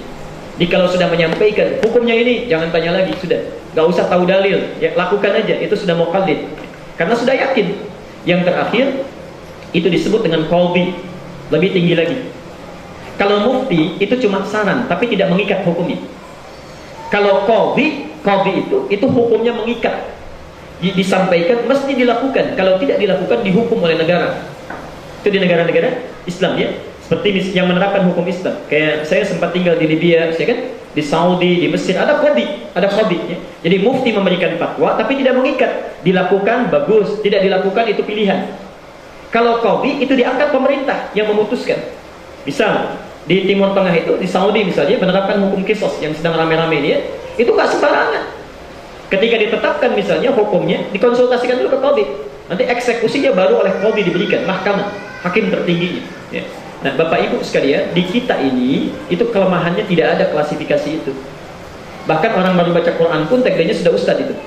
Ya. Dan semua ditanya, dan salahnya kita juga salah itu. Kita salah mengangkat terlalu tinggi. Semua ditanyakan. Setannya masuk. Kalau setan sudah masuk, ya semua gak akan ditinggalkan. Karena dipanggil ustadz, mulai berubah, penampilan berubah, cara berubah, segalanya. Dan celakanya lagi tidak bisa mengontrol diri. Semua yang ditanyakan mesti dijawab. Ya. Kalau terpaksa ya buka Google dulu, dilihat dulu dan sebagainya kan. Itu persoalan. Jadi ibu pun bapak pun sekiranya nanti misal ingin ikut ta'lim, ingin belajar dan sebagainya, mesti dilihat dulu. Semua ulama besar mengatakan mesti diseleksi ya. Dari zaman Ali bin Abi Thalib sampai Imam Al-Ghazali itu membuat kitab khusus menerangkan itu ya. Perhatikan kalimat-kalimat para ulama. Menuntut ilmu pada orang yang benar, yang saleh, itu lebih utama dibandingkan dengan sholat sunnah. Lebih utama. Tapi meninggalkan orang yang tidak jelas itu lebih baik ya. Dan mengerjakan sholat sunnah lebih baik dibandingkan ikut ta'lim dari orang yang tidak jelas ya. Misal orang mengajarkan banyak tertawanya sehingga mematikan hati. Fungsi agama kan mendekatkan kita ingat kepada Allah ya. Bukan mematikan hati. Kalau lebih banyak tertawanya, tidak ada isinya, kisahnya dusta dan sebagainya, itu lebih baik ditinggalkan. Lebih bagus sholat sunnah dibandingkan ikut-ikut yang seperti itu ya. Itu bahkan pernyataan Imam Al-Ghazali, Ali bin Abi Thalib. Zamannya Ali dan Ibu Umar, itu pernah ada orang yang dikeluarkan dari masjid ya. Karena mengajar kemana-mana, menyampaikan kisah yang tidak ada dalam Quran ya. Misal ada menyampaikan Zulaikha ya, menyampaikan kisah-kisah yang tidak ada ditambah-tambah. Itu kalau zamannya Ali bin Abi Thalib tidak masuk daftar pengajar itu. Tidak masuk daftar pengajar. Karena itu bertakwalah kepada Allah. Kalau ingin minta hukum tanyakan pada ulama. Kalau cuma ingin minta nasihat tanyakan pada dai ya. Kalau ingin dengar yang bagus-bagus cari mubalik, gak apa-apa itu ya. Tapi minta hukum tanyakan pada ulama. Qadhi di Indonesia gak ada. Karena hukum kita belum menerapkannya ya. Hukum kita belum menerapkannya. Yang ada cuma mufti. Itu tergabung dalam MUI itu, Majelis Ulama Indonesia.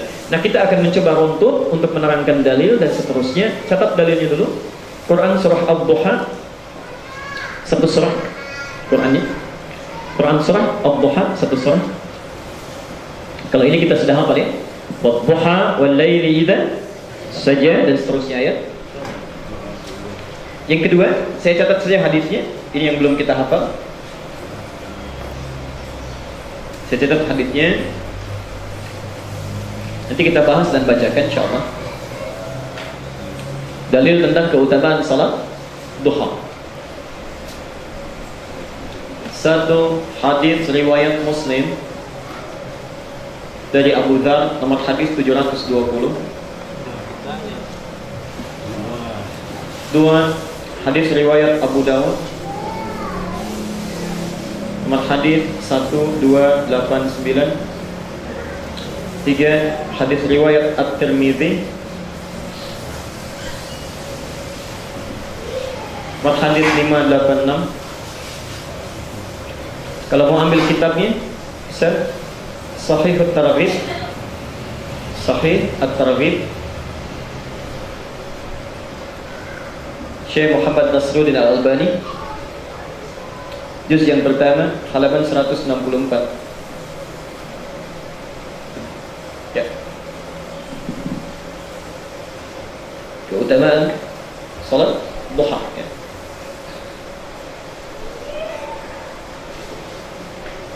Jadi kita sudah bahas tahajud, sudah bahas rawatib, sekarang duha ya.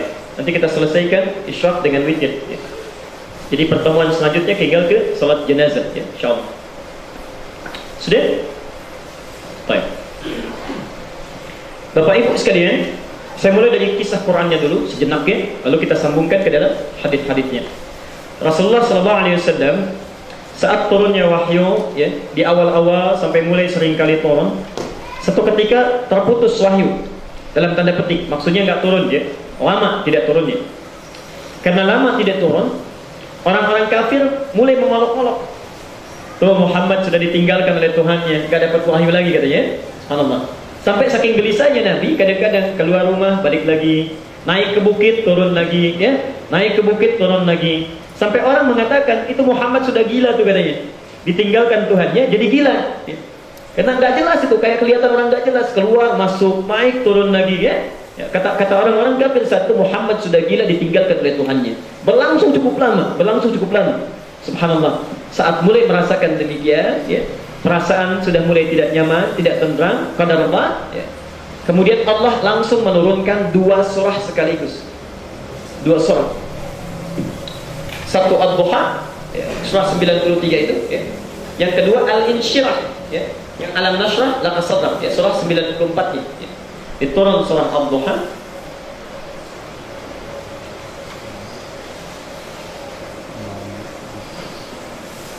Ya.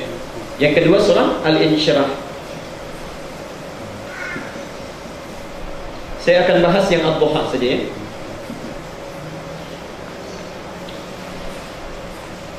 Perhatikan kalimat Qur'annya, wad-duha, ya, wad-duha, demi waktu duha,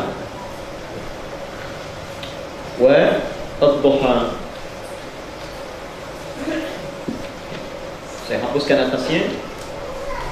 Ini poinnya. Wad-duha, ya. Kalau mengartikan huruf waw, perhatikan, kalau Bapak Ibu baca Quran, di awal ayat Quran, persis di awalnya, di awal surat, di awal ayat ya. Di awal surat, awal ayat ada huruf waw. Itu wawnya disebut wawul qasam, sumpah. Al-qasam, wawil qasam, sumpah.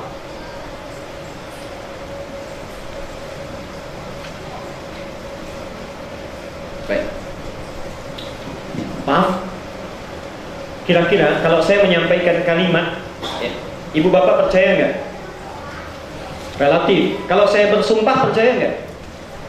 Mungkin naik keyakinannya gitu ya? Naik keyakinannya. Karena itu seorang saksi supaya betul-betul bisa dipercaya, dia mesti disumpah ya. Sekarang kalau Allah menyampaikan satu pernyataan, percaya nggak? Yakin tidak? Nah, sekarang Allah bukan sekedar menyampaikan, bersumpah. Bersumpah, kurang apa lagi ya? Bersumpah. Saya bersumpah demi waktu duha. Di situ diartikan demi saja gitu kan? Demi waktu duha. Cara mengartikan yang terbaik adalah ya, Allah bersumpah demi waktu duha. Ya. Artinya ini betul-betul kita mesti yakin. Jangan sampai kita ragu. Wal laili idza saja, 2 sumpahnya. Demi waktu duha. Dan malam apabila sudah gelap gulita. Wal laili idza saja. Subhanallah. Perhatikan sini ya. Saja ini bisa ke atas, bisa ke bawah ya. Bisa ke atas saja, bisa ke bawah. Perhatikan sini. Biasanya kalau sudah lail, kalau malam itu gelap enggak? Gelap ya? Kok pakai lail saja sudah gelap sebetulnya. Lail itu sudah gelap. Tapi di sini ditambah dengan saja ya. Saja itu ya pekat lah, bukan sekedar gelap, pekat, nggak kelihatan sesuatu, gelap luar biasa. Ada gelap yang masih bisa meraba-raba dengan mudah, ada gelap yang meraba pun kita sudah susah, itu saja namanya. Walaili idza saja. Allah bersumpah dengan 2 hal. Bersumpah dengan waktu duha, yang kedua malam yang sangat gelap ya. Apa isi sumpahnya? Ma wadda'aka rabbuka wa ma qala. Muhammad, Tuhanmu tidak akan pernah meninggalkanmu. Tidak meninggalkan.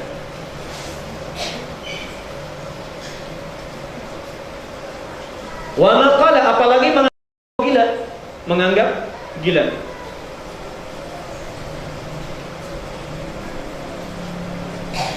Perhatikan betul ke sini.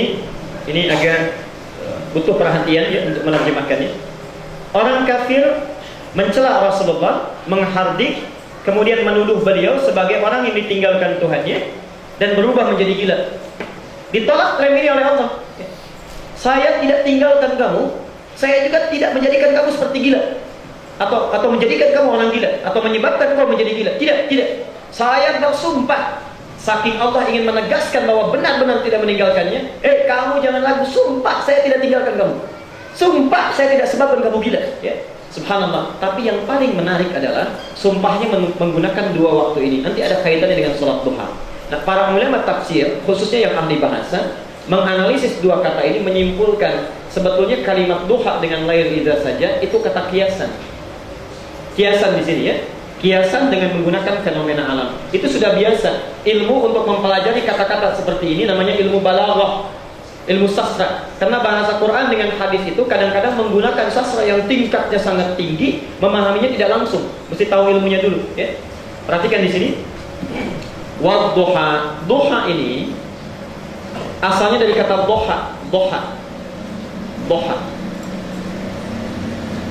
Sesuatu yang menenteramkan, aktivitas yang meneduhkan, di segala perbuatan yang menenangkan ke dalam hati, membuat kita tentram, itu namanya doha, aktivitasnya, pekerjaannya, verb, pekerjaannya.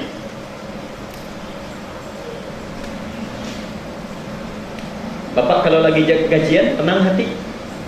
Ibu kalau dapat uang belanja, tenang hati. Itu doha itu ya, aktivitasnya, tenang, ya, tenang, membuat kita tentram, nyaman, ya. Sedang sholat, tenang, tentram, baca Quran, tenang, tentram, aktivitasnya, doha. Waktunya disebut dengan duha, keadaan waktunya. Duha itu saat matahari mulai naik sepenggala, ya kurang lebih satu tombak, ya sudah mulai bergeser, ya matahari sudah naik sepenggala, yang memancarkan cahaya, tandanya sinarnya membuat kita tentram, enak gitu. Kan ada waktu tertentu, misal sekarang jam 6:04 kita lihat kan matahari sudah mulai bersinar. Ya. Sinarnya itu kalau kita terima kan enak ya, nggak terlalu panas, tidak juga membawa dingin, jadi tenang, tentram ya ke dalam jiwa kita. Itu disebut dengan duha waktunya. Di saat matahari naik sepenggala, memancarkan sinar yang dirasakan tentram oleh kita, enak ya. Vitamin D-nya banyak. Itu waktunya disebut dengan duha. Jelas sampai sini? Duha itu keadaan atau waktu, ya, keadaan waktu yang sifatnya memberikan ketentraman ke dalam jiwa, ya. Masa-masa yang menyenangkan, masa yang menenteramkan.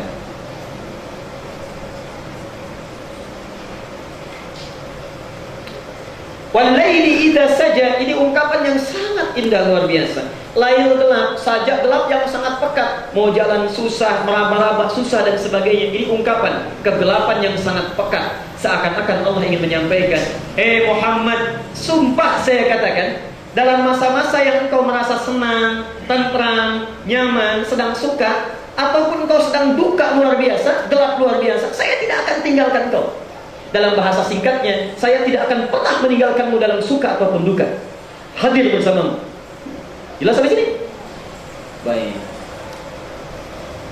Apa buktinya? Dikuatkan oleh Allah buktinya. Perhatikan. Ma wadda'aka rabbuka wa ma qala. Kalaupun engkau sekarang sedang sedih, jangan khawatir. Sebetulnya saya tidak tinggalkan engkau. Saya akan sediakan lagi yang lebih baik di akhirat nanti untuk menghibur kesedihanmu sekarang. Walal akhiratu khairul laka minal ula wala saufa yu'tika rabbuka fatardah. Bukan hanya dengan itu, dengan kesabaranmu sekarang, di akhirat saya berikan sesuatu apapun sampai engkau puas. Sampai engkau puas. Kalau engkau tidak percaya dengan itu. Nah, apa di antara buktinya? Perhatikan. Alam yajidka yatiman fa'awa. Bukankah engkau dulu yatim? Kamu tidak percaya kalau saya tidak meninggalkanmu. Dulu kamu yatim. Fa'awa, begitu lahir, kami hadirkan pamanmu, kami hadirkan kakekmu, kami hadirkan kerabatmu, ya. Bukankah dengan itu ada perawat di sekitarmu? Saya yang hadirkan itu, ya. Wa wajadaka dhana fahada. Bukankah saat engkau mencari-cari, bingung kenapa umat di sekitarku kok perilakunya jelek, minum minuman keras dan sebagainya, engkau diberi taufik untuk mendapatkan wahyu di Gua Hira. Wa wajadaka 'ailan fa'aghna. Bukankah engkau saat berjuang sendirian, tidak ada penopang, dinikahkan dengan Khadijah, dicukupkan rezekimu dan sebagainya? Perlu bukti apa lagi? Jadi Allah menghibur Rasulullah, tidak mungkin Muhammad itu ditinggalkan oleh Allah dalam suka ataupun dalam dukanya.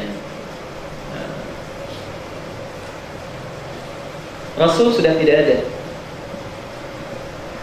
tapi petunjuknya masih ada. Dan ini yang disampaikan oleh Nabi, ya, berpegang teguh kepada Al-Quran dan Sunnah Rasulullah SAW. Perhatikan, taraktu ma in tamassaktu lan tadillu, ya, abada kitab Allah wa sunnata Rasulih. Saya sudah tinggalkan satu pusaka warisan. Ya, kalau kalian berpegang teguh kepadanya, tidak akan pernah tersesat, sulit dalam menjalani kehidupan. Kitab Allah, tuntunannya masih ada. Ya, yang mengalami Rasulullah asbabun nuzulnya, ya. Tapi petunjuknya berlaku umum bagi setiap manusia. Berlaku umum. Dalam kaidah asbabun nuzul disebutkan al-ibratu bi umumil lafzi. Hikmah itu hukum diambil karena keumuman bahasanya, bukan karena sebabnya yang khusus. Kecuali kalau ayat itu mengkhususkan hukumnya pada Nabi, maka tidak berlaku umum. Contoh, Nabi istrinya lebih daripada 4, ya. Itu hukum khusus bagi Nabi. Jangan kita pahami umum, ya. Oh, kalau begitu hukumnya umum dong, lafadznya saja yang khusus. Tidak begitu, ya. Itulah diantara kekeliruan orang Syiah, ya. Syiah itu subhanallah mengartikannya masna wa thulatsa wa ruba' itu An-Nisa ayat ketiga, ya. Masna wa thulatsa wa ruba'. Wa-nya itu tambah. Jadi boleh menikah itu 2 tambah 3 tambah 4, jadi minimal 9. Ya. Bahkan ada Syiah gulat itu yang terlampau batas, ya. Dia mengartikan bukan tambah wa-nya, tapi wa itu bermakna dorbun, kali katanya. Kali. Diboleh 2 kali 3 6, 6 kali 4 24. Jadi boleh minimal 24 di dalam menikah. Subhanallah. Ya. Rasul aja nggak nyampe segitu. Masa Anda mau kelebihan seperti itu, ya? Terlalu soleh di dalam tanda petik, ya. Karena itu jadi berantakan amalannya. Di sini.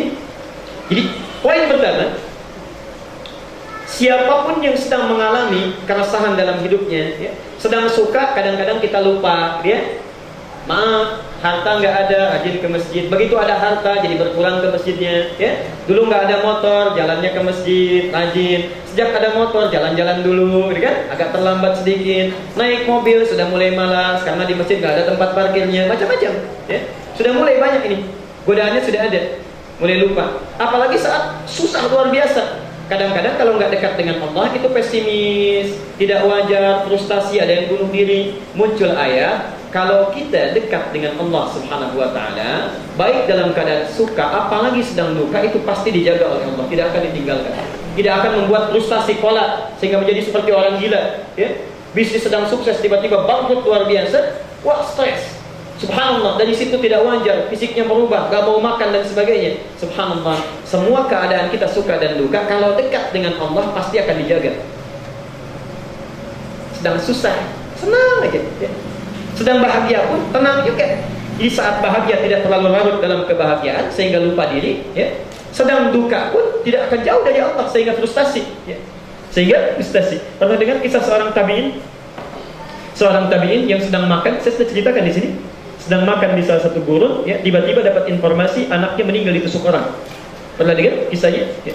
Di tabi'in sedang makan di satu tenda, seorang tabi'in, tiba-tiba tetangganya datang menyampaikan, anakmu dibunuh ditusuk orang, katanya. Indabnaka maqtulun, anakmu dibunuh ditusuk orang.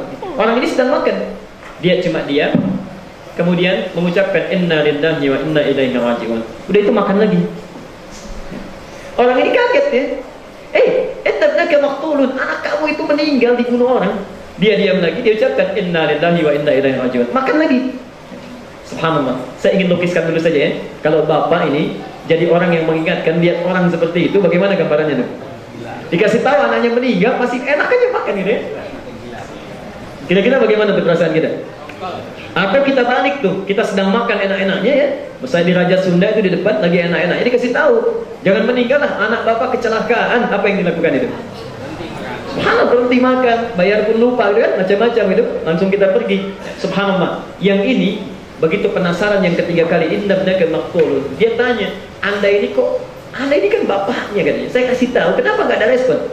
Perhatikan, bukankah Allah hanya memerintahkan, idza asabatkum musibah qalu inna lillahi wa inna ilaihi raji'un. Saya sudah lakukan itu.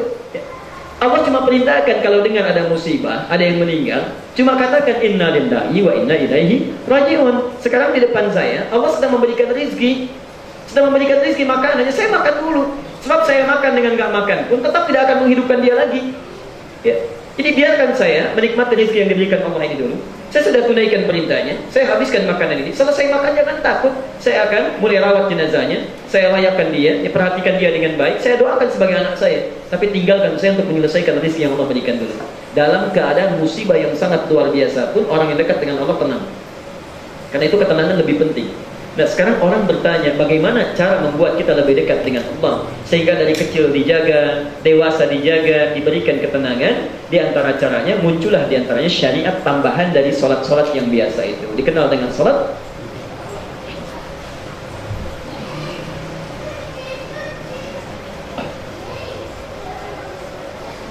Kalau bertanya bagaimana cara mendekati Allah supaya diberikan kenikmatan tadi, ketentraman, ya, Anda bisa lakukan dengan beramal, ya. Mau salat, mau puasa, mau zakat, mau apapun itu. Tapi ada salah satu ibadah juga yang dia khususkan, bahkan namanya diambil dari sini, ya. Di antaranya apa? Ini salat duha, namanya khusus. Perhatikan fadilahnya, saya sampai tuliskan 4 karena ada 4 keutamaan dari salat duha ini. 1. Hadis riwayat Muslim nomor hadis 720 dari Abu Dzar. Rasulullah menyampaikan, bima makna saya percepat saja, ya. Kata Rasulullah, setiap pagi itu, fi kulli sabihatin, ya, ala kulli sulama, dari setiap persendian kita, jadi ada 360 sendi dalam diri kita. Setiap bangun di pagi itu semuanya mesti bersedekah. Mesti bersedekah, ya. Jadi misalnya sendi-sendi tubuh kita yang 360 itu semua bersedekah, ya. Dan Nabi menyampaikan, wa ala kulli tasbihatin sadaqah, ya. Dengan tasbih, ya, subhanallah, bacaan subhanallah itu sudah mewakili sedekahnya, ya. Wa ala kulli tahmidatin sadaqah, yang bertahmid baca alhamdulillah itu sedekah, ya. Wa ala kulli takbiratin sadaqah, yang bertakbir itu sedekah. Tahlil itu sedekah, ya. Jadi sedekah itu jangan diartikan kita dengan uang saja, itu keliru, ya. Keliru. Nanti di sini sudah dipelajari tentang zakat, infak dan sedekah. Belum ya, selesai salat nanti kita insya Allah pelajari, ya. Kita urutkan saja tingkatannya dari rukun Islam. Jadi bedakan antara zakat, infak, sedekah itu lain, ya. Zakat, infak dan sedekah itu lain, ya.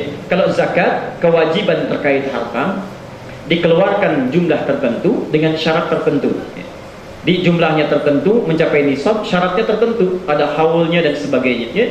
Dan dikeluarkan khusus hanya pada 8 golongan yang di At-Taubah ayat ke-60. Kewajiban terkait harta, hukumnya wajib.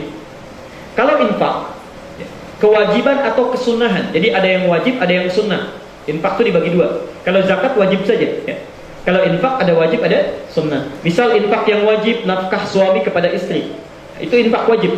Karena itu disebut nafkah. Nafkah itu dari infak, ya. Dari infak, ya. Kependekannya nafkah, nafkah, ya. Infak suami pada istri itu wajib. Yang sunnah, misal infak anak kepada orang tua, ibu bapak. Gak boleh zakat, gak boleh dizakati. Ibu itu, bapak itu infak, ya, infak. Jadi kewajiban atau kesunahan terkait harta benda. Jadi sifatnya mesti benda infak itu, ya, tidak boleh yang lain. Mesti benda, ya. Misal boleh baju, ya, boleh kemudian uang, macam-macam, mesti benda, materi sifatnya. Nah, tapi kalau mau infak, Al-Baqarah 215, Al-Baqarah 215, itu mesti yang paling bagus, jangan yang jelek. Jangan yang jelek, ya. Wa yas'alunaka madza yunfiqun, mereka bertanya kepada Muhammad apa yang diinfakkan. Qul ma anfaqtum min khairin, katakan Muhammad pada orang yang ingin infak, yang mesti diinfakkan itu yang terbagus kualitasnya, baik. Tidak harus baru, tidak harus mewah. Misal saya punya baju nih, ya, saya ingin infakkan pada orang, jangan yang jelek kita infakkan. Bahkan disindir di Al-Baqarah 267 itu, ya, ada orang kata Al-Quran, wala tayammamul khabitha minhu tunfiqun walastum bi'akhidhihi illa an tughmidu fi. Jangan sekali-kali engkau infakkan harta yang sudah jelek, kamu melihatnya saja sudah nggak suka, memicingkan mata, lalu kita kasih orang, itu nggak bagus itu. Itu bukan infak namanya, bukan infak namanya. Maaf, kalau bapak ibu punya uang 100.000, 50.000 dua, kan? Yang satu sudah jelek, lecek, gak enak kita lihat, ya. Yang satu lagi masih baru, bagus, diambil dari ATM, ya. Ada orang lewat misalnya butuh, bu, tolong bu, pak, dikasih yang mana? Kasih yang mana? Nah, kalau mau infak kasih yang bagus. Yang jelek kasihkan sana sama swalayan, ya, sama Carrefour, sama apa tuh macam-macam, kasihkan ke situ. Yang bagus-bagus berikan pada hamba yang membutuhkan. Itu infak namanya, ya. Nah, yang diinfaki pun prioritas 5, ya. 5 prioritasnya. 1 pada ibu bapak dulu, ya. Bil walidain wal aqrabin, dan kerabat terdekat. wal yatama, orang-orang yatim, wal masakin, anak miskin, wabnis sabil. Kemudian ibnu sabil, itu di lain waktu. Nah, di luar infak dengan zakat ada sedekah. Ini yang sering keliru. Keliru dalam prosesnya, keliru dalam syaratnya, dan keliru dalam memahaminya. Nanti kita lebih dalam lagi bahas lain waktu. Tapi ingin saya sampaikan, sedekah itu dalam istilah fikih, kullu ma'rufin sedekah. Setiap perbuatan baik itu sedekah. Tidak harus pakai benda, tidak harus pakai materi, uang, tidak. Dan bentuknya tidak hanya uang. Maaf, ini al-ittihad sedang renovasi termim misalnya. Saya nggak ada uang, boleh dengan tenaga, itu sedekah. Nggak ada tenaga, dengan ide, itu sedekah. Dengan doa pun itu sedekah. Nggak bisa memberikan ide, minimal dengan doa itu sudah sedekah. Bahkan senyum pun pada yang baik-baik itu sedekah. Basmatu kali akhika, senyummu kepada saudaramu dalam kebaikan itu sedekah. Subhanallah. Dan dalam hadis riwayat Muslim nomor hadis 720 ini, kita diajarkan untuk sedekah setiap pagi, sekalipun tidak ada uangnya, tidak ada dengan harta benda, boleh dengan tasbih, dengan tahlil. Tasbih membaca subhanallah diperbanyak, tahlil membaca la ilaha illallah, takbir membaca Allahu akbar, tahmid membaca alhamdulillah, boleh. Terbanyak itu. Sekarang orang ingin bertanya, ya Rasulullah, ada nggak caranya yang singkat? Kalau baca itu kan kayaknya terlalu panjang, batasannya nggak ada, waktunya tidak jelas, kapan saja. Ada nggak cara yang singkat? Kata Nabi, perhatikan ujung hadisnya, dan cukup menunaikan 2 rakaat di waktu tercukupi semuanya itu. Jadi keutamaan salat duha yang pertama itu bisa mengganti sedekah yang utama. Bisa menggantikan atau senilai dengan sedekah yang paling utama. Senilai dengan sedekah yang paling utama. Jadi orang yang tidak bertasbih pun bertahmid, bertakbir misalnya dalam paginya sampai dengan siangnya, bukan setelah salat ya. Setelah salat kan kita membaca tasbih ya, subhanallah ya, tahmid alhamdulillah, takbir Allahu akbar. Bukan itu yang dimaksudkan ya. Dan yang mulai pagi sampai dengan siangnya itu sedekah utama itu, sedekah utama. Kita nggak bisa ngerjakan. Itu bisa diganti dengan 2 rakaat saja salat duha. 2 rakaat duha. Jadi subhanallah. Apa hubungan dengan surah Ad-Duha tadi? Perhatikan sini ya. Subhanallah. Saya telah terangkan pertemuan yang lalu, hikmahnya zikir itu menjadikan kita ingat dengan Allah. Jadi saat antum diminta sedekah dengan bacaan-bacaan zikir tadi, sebetulnya tujuannya bukan memperbanyak bacaan, bukan. Dengan membaca itu semakin dekat kita dengan Allah. Kenapa dilakukan di waktu pagi? Yuk, saya tulis ya, tasbih bacaannya subhanallah. Tahmid bacaannya alhamdulillah. Takbir bacaannya Allahu akbar. Tahlil bacaannya la ilaha illallah. Ingat ya, ada tahlilan, ada tahlil, itu lain ya. Yang di sini dimaksudkan tahlil. 4 ini. Saya sudah pernah terangkan di pertemuan lalu, jadi saya persingkat saja. Tasbih, kata subhanallah, itu maksudnya menepikan segala sesuatu yang dapat memalingkan kita dari ketaatan kepada Allah. Maksudnya menduakan Allah dengan aktivitas. Tasbih subhanallah. Bisa, maaf sebelumnya ya, kita sedang bekerja, tiba-tiba ada panggilan Allahu akbar, salat ya. Kita teruskan misalnya pekerjaan kita, nantilah baru adzan. Itu belum subhanallah. Orang subhanallah itu ketika dengan adzan bisa dia simpan, dia tunda. Allahu akbar, subhanallah, tiba panggilan subhanallah, dia simpan pekerjaannya. Pergi ke masjid, dia tunaikan salat, itu subhanallah. Ibu sedang belanja, Allahu akbar, saya kan, walaupun sedang awal itu, orang yang subhanallah, Pak, maaf ya, sebentar, nanti saya balik lagi, saya sholat dulu, itu subhanallah. Tapi yang belum subhanallah, baru adzan Pak, teruskan aja dulu ya. Bahkan subhanallah ya, bahkan itu orang yang nawarkannya, udah nawarkan, Bu, barangkali mau sholat dulu, sholat bisa nanti Pak, nomor 2, belanja nomor 1 kan ya. Itu belum subhanallah, itu sudah parah itu penyakitnya ya. Orang yang subhanallah dia tepikan itu. Dia tepikan. Karena dekat dengan Allah, dia selalu ingin dekat dengan Allah. Begitu ada panggilan, dia kejar. Tahmid, alhamdulillah. Dia mensyukuri segala yang Allah berikan. Mensyukuri ya.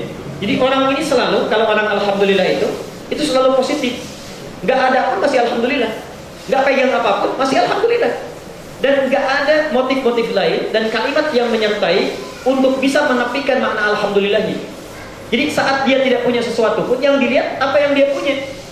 Subhanallah, datang orang misalnya, datang pakai motor, kita datang pakai sepeda misalnya, Pak, pakai sepeda Pak, alhamdulillah. Yang dia lihat bukan pikirkan nggak punya motor, dia lihat ke belakang, orang lain masih jalan, saya masih punya sepeda. Alhamdulillah. Ada orang jalan di sampingnya, Pak, jalan Pak, alhamdulillah.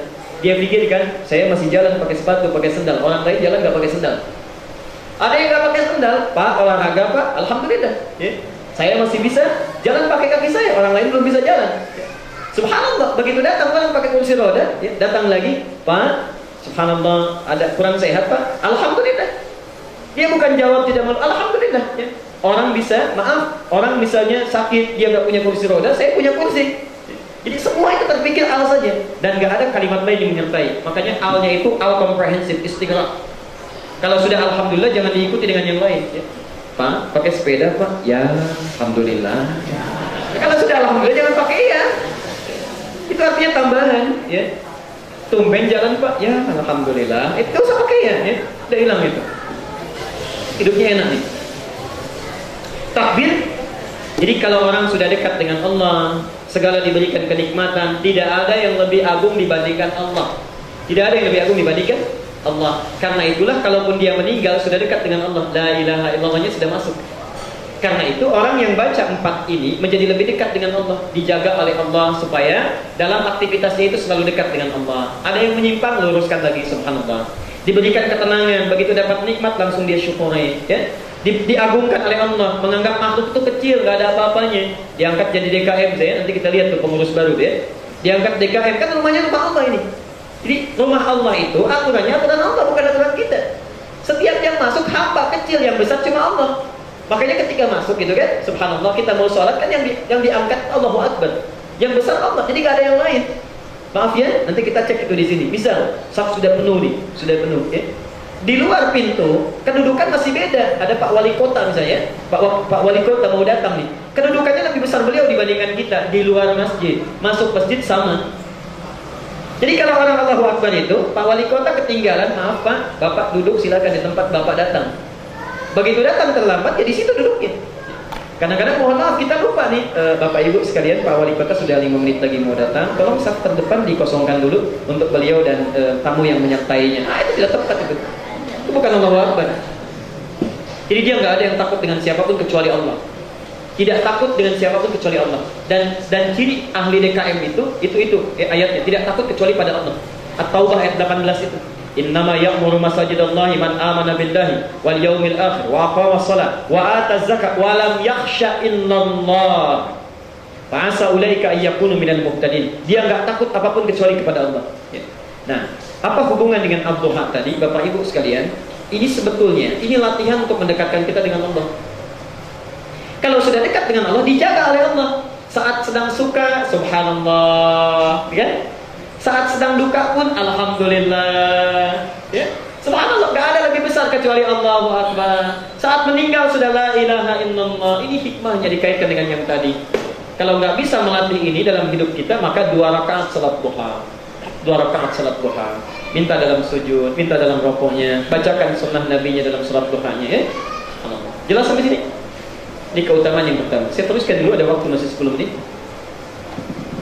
Subhanallah. Keutamaan yang pertama senilai dengan sedekah yang paling utama. Yang kedua, hadisnya qudsi. Hadis qudsi bahkan ya, hadis qudsi. Riwayat Abu Daud nomor hadis 1289. Qala Rasulullah sallallahu alaihi wasallam bersabda, qala Allah azza wa jalla, Allah berfirman dalam salah satu hadis qudsi. Perhatikan, man shalla arba'a raka'atin, ya. Siapa yang menunaikan salat duha 4 rakaat. 4 rakaat. Dalam riwayat lain, ya ibadi, hai hambaku, la ta'jiz an 4 raka'atin fi duha. Jangan pernah engkau merasa lengah. Maksudnya jangan lengah itu jangan sekali-kali ditinggalkan, ya. Jangan sekali-kali ditinggalkan, jangan lengah kita. Walaupun lelah bisa dilakukan, lakukan, ya. 4 rakaat duha. Kalau yang tadi 2 rakaat minimali. Sekarang 4 rakaat duha. Siapa yang tidak lelah menunaikan 4 rakaat duha, maka Allah akan ganti mencukupkan kebutuhannya sampai di akhir siang. dicukupkan kebutuhannya sampai di akhir siang.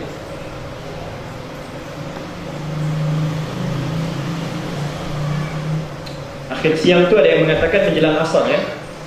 Ada yang mengatakan menjelang asar, ada yang mengatakan masuk maghrib ya. Karena di Quran siang itu nahar dipasangkan dengan lail.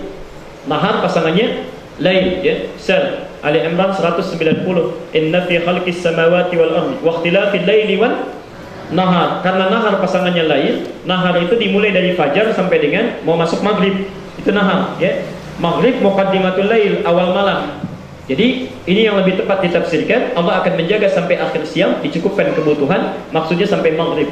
Jadi kalau antum menunaikan 4 rakaat salat duha misalnya, ya, dilakukan karena Allah dengan khusyuk dengan baik, itu kebutuhannya akan dicukupkan sampai maghrib. Apa yang dimaksud mencukupkan kebutuhan ini? Bukan begitu butuh dikasih, bukan begitu cara menerjemahkannya. Ya. Walaupun ada tafsiran itu, Bukan misalnya ya Allah, saya ingin ini dikasih, ingin itu dikasih, bukan itu. Ya. Ada yang menafsirkan mencukupkan kebutuhan ini maksudnya satu,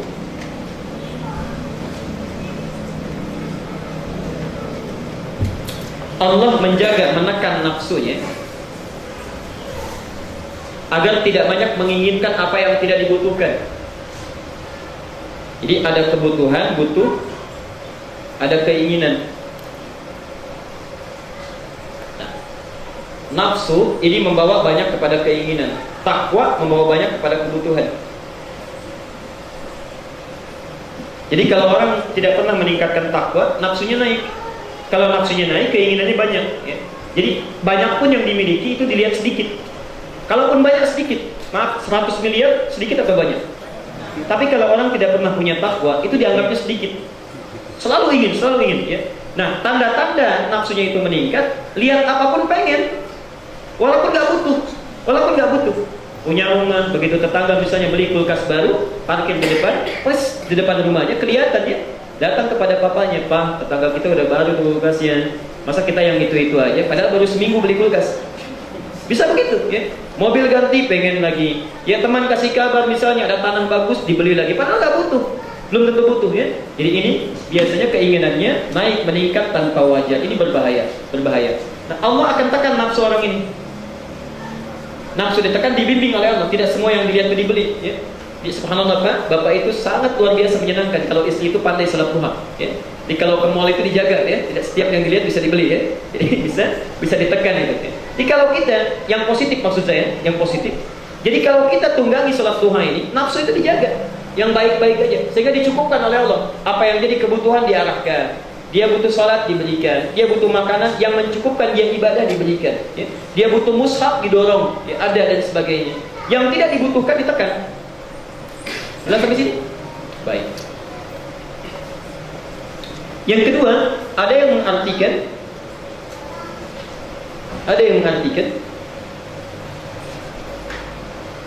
memberikan pahala sebanyak ibadah di siang itu.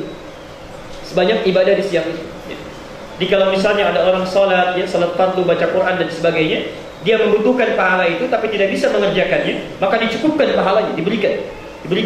Walaupun dia nggak bisa melakukan itu. Ya, walaupun tidak bisa melakukan itu, dia tunggangi duha 4 rakaat. Misal, antum misalnya ingin bepergian, saya mau ke Papua, ya. Misal saya mau ke lebih jauh lagi misalnya ya ke Eropa dan sebagainya. Kita berangkat siang, kita sholat duha dulu misalnya. Saya nanti nggak bisa sholat sunnah ba'diyah karena di pesawat dan sebagainya. Itu pahala dicukupkan oleh Allah. Sampai kita tiba dicukupkan oleh Allah. Ya. Dan yang ketiga, ada yang mengartikan secara real terkait dengan rizki ya. Jadi rizkinya selama di hari itu sampai dengan dia menjelang maghrib itu akan dipenuhi oleh Allah, rizkinya dimudahkan maksudnya ya. kemudahan rizki. Karena itu seringkali ada yang menunggangi hadis ini dengan mengatakan kalau ingin mudah rizki silakan sholat duha ya. Pernah dengar perkataan seperti itu? Ini menunggangi hadis ini. Cuma kadang-kadang prakteknya keliru. Duhanya memang 4 rakaat tapi kerjanya nggak ada. Itu nggak dapat juga. Jadi yang dimaksud dengan hadis ini adalah memudahkan cara kita mendapatkannya. Antum sholat duha, lakukan pekerjaannya dengan ikhtiar. Nanti karena dekat dengan Allah yang memudahkan, dicukupkan kebutuhan kita. Ya. Jadi tapi kalau antum cuma duha nggak mau kerja, Itu subhanallah susah datangnya, sulit datangnya. Ya. Baik, saya percepat yang ketiga. Riwayat At-Tirmidzi nomor hadis 586. 586. Duha waktunya kapan? Waktunya kapan? Duha. Jam? Setengah 7, ada yang bilang setengah 7 ya, ada yang bilang setengah 8, ada yang bilang jam 7 ya, ada bilang setombak matahari. Baik. Waktu duha itu dibagi 3 bagian. 3 bagian. Awal duha, pertengahan duha, akhir duha. Awal duha, pertengahan duha, akhir duha. Kapan itu awal duha? Ini yang disebutkan di hadis At-Tirmidzi nomor hadis 586, yang nanti akan dinamai juga dengan salat isyraq, syuruk ya. Jadi ada yang mengkhususkan namanya, ada yang menyamakan syuruk itu dengan awal duha. Perhatikan. Man shalla fil ghadati ya. Siapa yang menunaikan salat subuh dengan berjamaah ya. Kemudian duduk berzikir kepada Allah sampai tibanya awal duha, bahasa hadisnya ibtida'ud duha.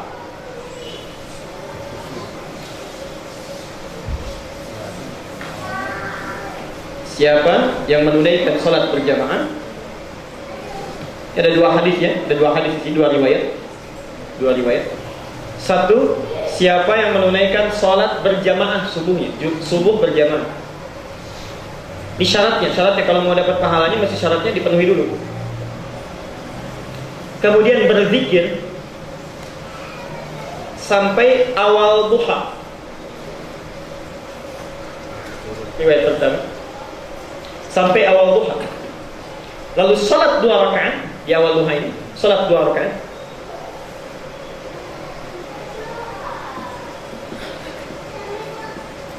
Maka dia akan mendapatkan pahala sebesar haji atau semisal umrah. Ya. Sebesar haji atau semisal umrah. Memang enggak haji ya, cuma dapat pahala sebesar itu ya.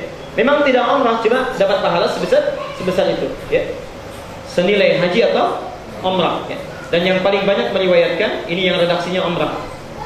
Bahkan kata Rasulullah sempurna 2 kali diulang, sempurna.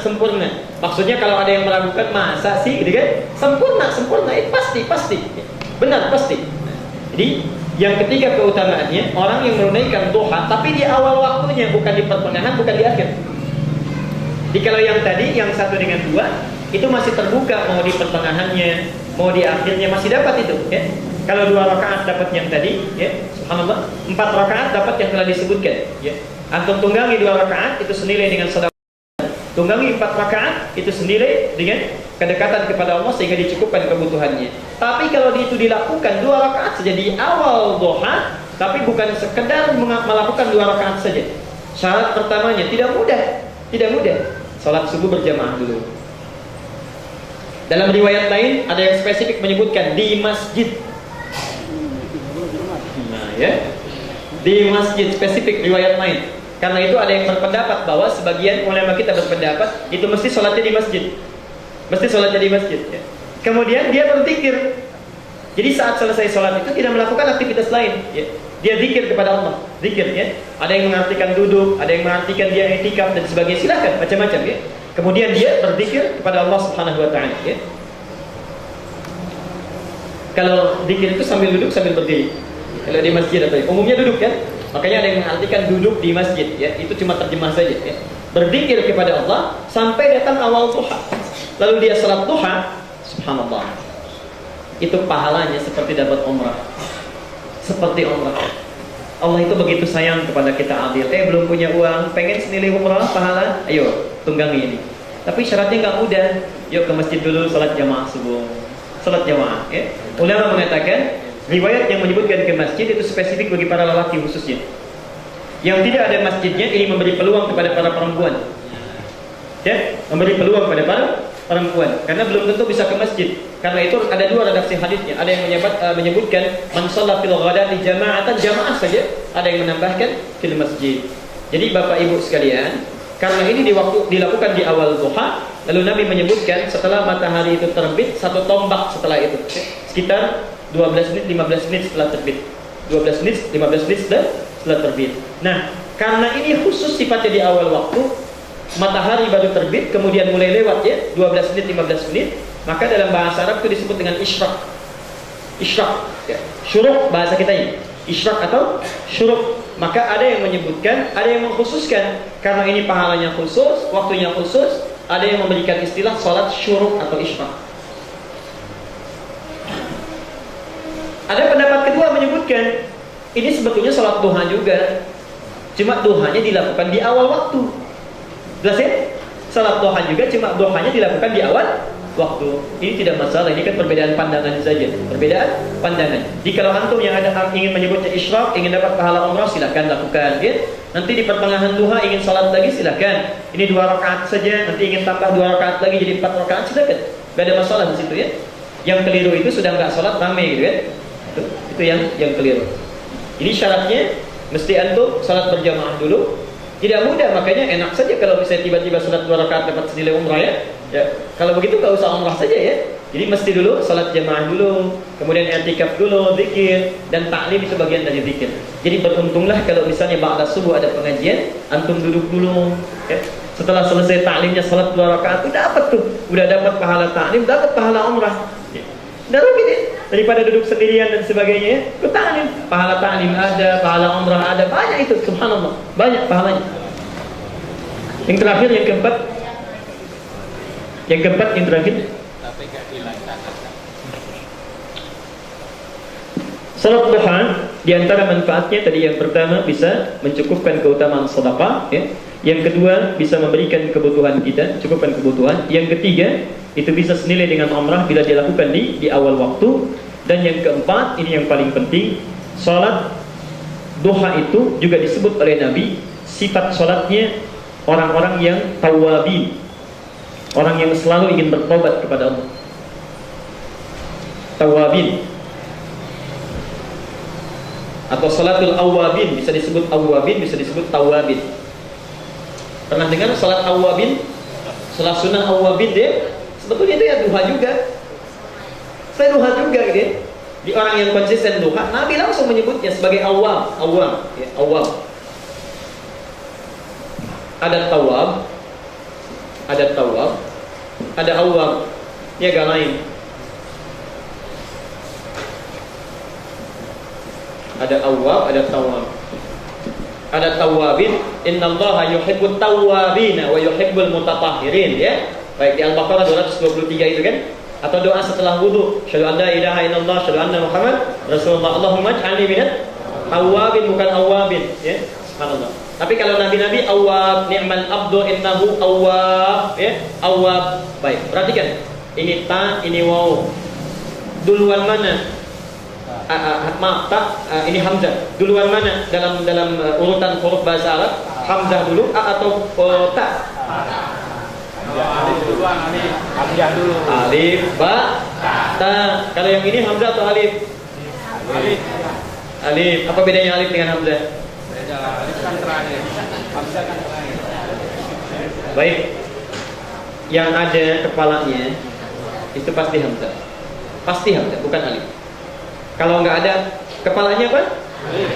Belum tentu. Belum tentu. Bisa jadi hamzah. Hamzah. Kalau yang ini pasti hamzah, hamzahnya qata, qat'an. Qat'an itu qata itu namanya pasti hamzah. Hamzah qata itu pasti. Jadi kalau ada yang kepala begini, pasti itu hamzah. Kalau nggak dibaca a, pasti u. Kalau di bawah pasti i. Makanya bahasa Arab itu paling gampang sekali. Kalau ada hamzah begini, bawahnya ini pasti i. Qata pasti, ini hamzah pasti dibaca i, ya. Kalau di atas pasti dibacanya, kalau enggak a pasti u. Cek. Ya, begini. Nih, ada dal, ada ya begini. Baca. Gampang ya? Nah, pasti bisa, gampang bahasa Arab itu enggak susah. Jadi kalau ada tulisan misalnya bahasa Arab, saya bagikan, Pak, ini kitabnya saya kopikan. Enggak ada harokatnya, jangan senyum dulu. Jangan cemberut dulu, ya gak ada harokatnya. Dilipat kertasnya nggak pernah dilihat. Nggak begitu, ada rumusnya. Begitu ada kepalanya pasti A, kalau enggak I. Baca aja. Salah belakangan. Jangan malu kalau belajar. Kalau begini, itu ada dua kemungkinan. Bisa hamzah, namanya hamzah wasal. Wasal yang nyambung, nggak kotak. Atau yang kedua alif. Apa bedanya alif dengan hamzah? Kalau hamzah, perhatikan. Kalau wasal, itu diantaranya adalah huruf yang biasanya terletak untuk menyambungkan. Masih bisa disambung. Bisa, ini ada alif lam gini ya. Al-ismu misalnya. Ini bukan alif tapi hamzah. Hamzah wasal. Kenapa disebut wasal? Karena kadang-kadang bisa nggak dibaca alifnya. Nggak dibaca alifnya. Kalau kita baca Quran, bisa bi'salismul fusuqu ba'dal iman.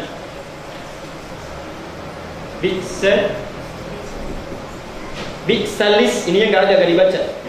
Karena sifatnya wasal, bisa nggak dibaca hamzahnya, maka tidak diberikan kepala dan dibaca langsung, tidak kedengaran hamzahnya. Kalau alif itu huruf yang dimasukkan pada satu kalimat untuk memperpanjang bacaan supaya panjang bacaannya. Biasanya ada ke atas hurufnya. Contoh, baca fa, ta, kemudian ha. Ayo baca. Baca apa? Fatah. Apa baca aja, betul itu baca aja ya. Fatah. Sekarang saya fa-nya tambah alif begini. Sudah bagus baca aja. Betul. Betul depannya, kesininya salah. Fatih, kan? Fatih. Tapi poinnya kalau ada alif di tengah-tengah ini, huruf naik ke atas, di pertengahan kata atau kalimat pasti alif. Huruf sebelumnya jangan ragu, baca a panjang. Rumusnya awi, a, i, u. Ya, kalau ada huruf alif di setelah kalimat, huruf sebelumnya a panjang. Kalau ada ya begini, sebelumnya i panjang. Kalau ada waw begini, sebelumnya u panjang. Jelas ya? Langsung saja. Gak jelas juga nggak apa-apa karena itu bukan bahasan kita. Lihat, tadi tak dengan waw duluan mana? Tak dengan hamzah, alif duluan mana? Duluan hamzah ya. Duluan hamzah. Ta belakangan. Hamzah duluan, ta belakangan. Apa bedanya awwab dengan tawwab? Kalau awwab itu orang yang mendekat kepada Allah untuk dijaga agar tidak berbuat dosa. Jadi sebelum berdosa sudah taubat duluan. Ya Allah, tolong jaga lisan saya supaya hari ini tidak mencela orang lain, berkata yang buruk terhadap orang lain. Ya Allah, tolong jaga kaki saya supaya tidak melangkah kepada yang buruk-buruk. Tunjukkan kepada saya yang baik itu baik dan kuatkan saya untuk mengikutinya. Tunjukkan pada saya yang jelek itu jelek dan kuatkan saya untuk menghindarinya. Turun hadis, Allahumma arinal haqqa haqqan warzuqna ittiba'ah wa arinal batila batilan warzuqna ijtinabah. Ya, itu sifat Allah. Jadi sebelum melakukan aktivitas sudah berlindung dulu pada Allah. Orang seperti ini bertobat sebelum salah. Maksudnya dijaga oleh Allah supaya nggak salah nantinya, dibimbing. Tapi kalau tawab, artinya salah duluan. Makanya hurufnya belakangan tak, karena sudah pernah salah. Alif, ba, ta, salah duluan karena lisan mengucapkan dusta, taubat pada Allah. Makanya pakai tak, taubat karena sudah melakukan perbuatannya, baru kembali kepada Allah. Karena itu disebut dengan orang yang kembali, tawab itu. Jelas ya? Jadi bedanya tawab dengan awwab. Kalau tawab melakukan kesalahan duluan, baru sadar kembali kepada Allah. Kalau awwab belum salah, minta perlindungan supaya dijaga, tidak salah. Nah, salat duha ini disebutkan oleh Nabi sifat orang yang awwab. Awwab, apa artinya? Orang yang duhanya itu bagus, pasti dijaga oleh Allah supaya tidak berbuat maksiat di hari itu. Di fadilah salat duha yang keempat, menjaga kita dari perbuatan maksiat. Menjaga dari perbuatan maksiat. Kalau duhanya benar, ya, kalau duhanya benar. Kalau sudah salat duha masih salah juga, berarti duhanya yang keliru itu. Baik, alhamdulillah. Bapak Ibu sekalian, saya kira kita berhenti dulu di sini. Ya, bahasan kita selesai sampai di sini untuk hari ini. Saya simpulkan bahwa di antara salat-salat tambahan nawafil yang ditekankan oleh Rasulullah selain salat tahajud, kemudian rawatib, yang ketiga adalah salat duha, dan keempat isyraq atau syuruk yang sudah kita bahas. Di antara fadilahnya ada 4 ya, yang Bapak Ibu bisa temukan khususnya dalam kitab Shahihut Targhib jilid yang pertama halaman 164. Kita bisa temukan banyak kemuliaan Di antaranya Allah bisa menilai duha sebagai penutup sedekah yang paling utama, ya. Bisa mencukupkan kebutuhan kita, bisa juga kemudian memudahkan segala aktivitas kita, subhanallah, ya. Dan di antaranya kalau dilakukan di awal duha bisa senilai dengan pahala umrah yang mungkin belum bisa kita lakukan. Karena itu jangan tunggu waktu lagi untuk bisa menunaikannya. Mulai besok insya Allah kita tunggangi, karena belum tentu kita bertemu dengan hari-hari yang lainnya. Kalau antum sudah sadar puluhan tahun gak pernah melakukannya, ya harusnya sisanya jangan dilalaikan lagi, ya. Ini sudah paham, iya kemarin saya gak pernah duha, besok gak duha juga gitu kan. Kapan lagi waktunya dibutuhkan untuk melakukan itu, ya. Karena itu semoga Allah memberikan taufik kepada kita, melembutkan hati kita dan bisa mengamalkannya dalam kehidupan. Saya berikan waktu 5 menit saja barangkali, 5 sampai 7 menit. Kalau ada yang mau bertanya saya persilakan. Kalau tidak ada, barangkali kita akhiri pertemuan kita. Kalau tadi dikatakan sholat itu zikir yang utama. Kalau baca Al-Quran itu zikir yang utama. Baik, semuanya zikir Pak, cuma semua tidak ada tingkatan-tingkatannya, ya. Di zikir itu tidak pernah disebutkan misalnya ini nomor 1, ini nomor 2, ini nomor 3. Gak ada sebutan yang seperti itu, ya. Cuma dari keutamaan yang disebutkan ada tingkatan tertinggi, ya. Ada tingkatan tertinggi, ada tingkatan yang paling rendah. Tingkatan yang tertinggi itu salat dalam Al-Quran. Aqimis sholata lidzikri. Dari mana mengetahuinya? Pertama langsung disebutkan oleh Nas, dirikan salat untuk zikir kepadaku. Yang kedua, kemuliaan salat sifatnya wajib. Zikir yang wajib, ya. Karena itu ditingkatkan oleh Allah. Zikir yang sangat wajib. Kalau orang nggak sholat dosa dia, ya. Yang ketiga, memberikan fadilah saat di dunia. 5 keutamaan. Saya sudah pernah sebutkan saat membahas sholat fardu, ya. Menjadikan orang baik, mudah beraktivitas, ya, tenang hati, dimudahkan dalam berdoa, disukseskan dan bahagia dalam hidup. Dan di akhirat amal yang pertama dihisab itu sholat. Karena itu tingkat tertinggi dalam zikirnya. Kemudian yang selanjutnya misalnya doa, itu doa juga zikir. Doa itu zikir, ya. Orang yang berdoa itu zikir kepada Allah. Bahkan diperintahkan surah ke-40 Ghafir ayat ke-60. Orang yang gak pernah doa kepada Allah itu disebut orang sombong yang tempatnya di neraka. Wa qala rabbukum ud'uni astajib lakum, gitu kan? Dan subhanallah, wa qala rabbukum ud'uni, kata Allah, dan Allah berfirman, doa kepada saya. Doa kepada saya. Astajib lakum, pasti akan saya jawab. Innal ladzina yastakbiruna an ibadati, orang sombong yang enggak mau doa pada kami akan sediakan neraka jahanam untuk tempat kembalinya. Tingkatan tinggi doa itu, ya. Ada kemudian zikir dalam bentuk kalimat thayyibah. Ada yang sifatnya tahlil, takbir, tahmid, ya. Kemudian takdis, tasbih dan sebagainya. Itu yang diungkapkan tadi. Wasabbihuhu bukratan wa asila. Ini yang wajar, tingkatan normal, ya. Ada yang kemudian tilawah Quran, bagian dari zikir kepada Allah. Bagian dari zikir kepada Allah, ya. Kemuliaannya banyak. Ada di hadis, misal At-Tirmidzi 2910, baca satu huruf saja sudah 10 kebaikan, ya. Yang enggak lancar 20 kebaikan, ya. Kemudian ada perintah di Quran. Nah, zikir yang dimaksudkan dalam Quran itu bukan sekedar baca biasa, tapi melahirkan pengamatan dan penghayatan dalam jiwa sehingga bisa diamalkan. Itu juga tingkatan yang wajar, yang pertengahan. Di pertama salat, ya. Kedua doa, ya. Ketiga misalnya bisa bacaan Quran dan zikir yang biasa. Dan yang terakhirnya tingkatan yang paling rendah zikir kepada Allah adalah ketika melihat orang berbuat maksiat kita tidak suka, tapi nggak cegah, cuma nggak suka aja, tapi nggak meluruskan, tidak meluruskan, ya. Itu tingkatan yang paling rendah. Misal ada orang salah, misalnya salah wudhu, tapi kita nggak luruskan, didiamkan aja, tapi kita nggak suka. Itu tingkat paling rendah. Adhaful iman, ya. Adhaful iman. Baik. Saya pernah baca kalau sholat duha kita sholat duha sampai 12 rakaat Allah akan membaca. Ada kalimat itu ada, tapi yang paling diutamakan yang ini, yang tadi disampaikan, ya.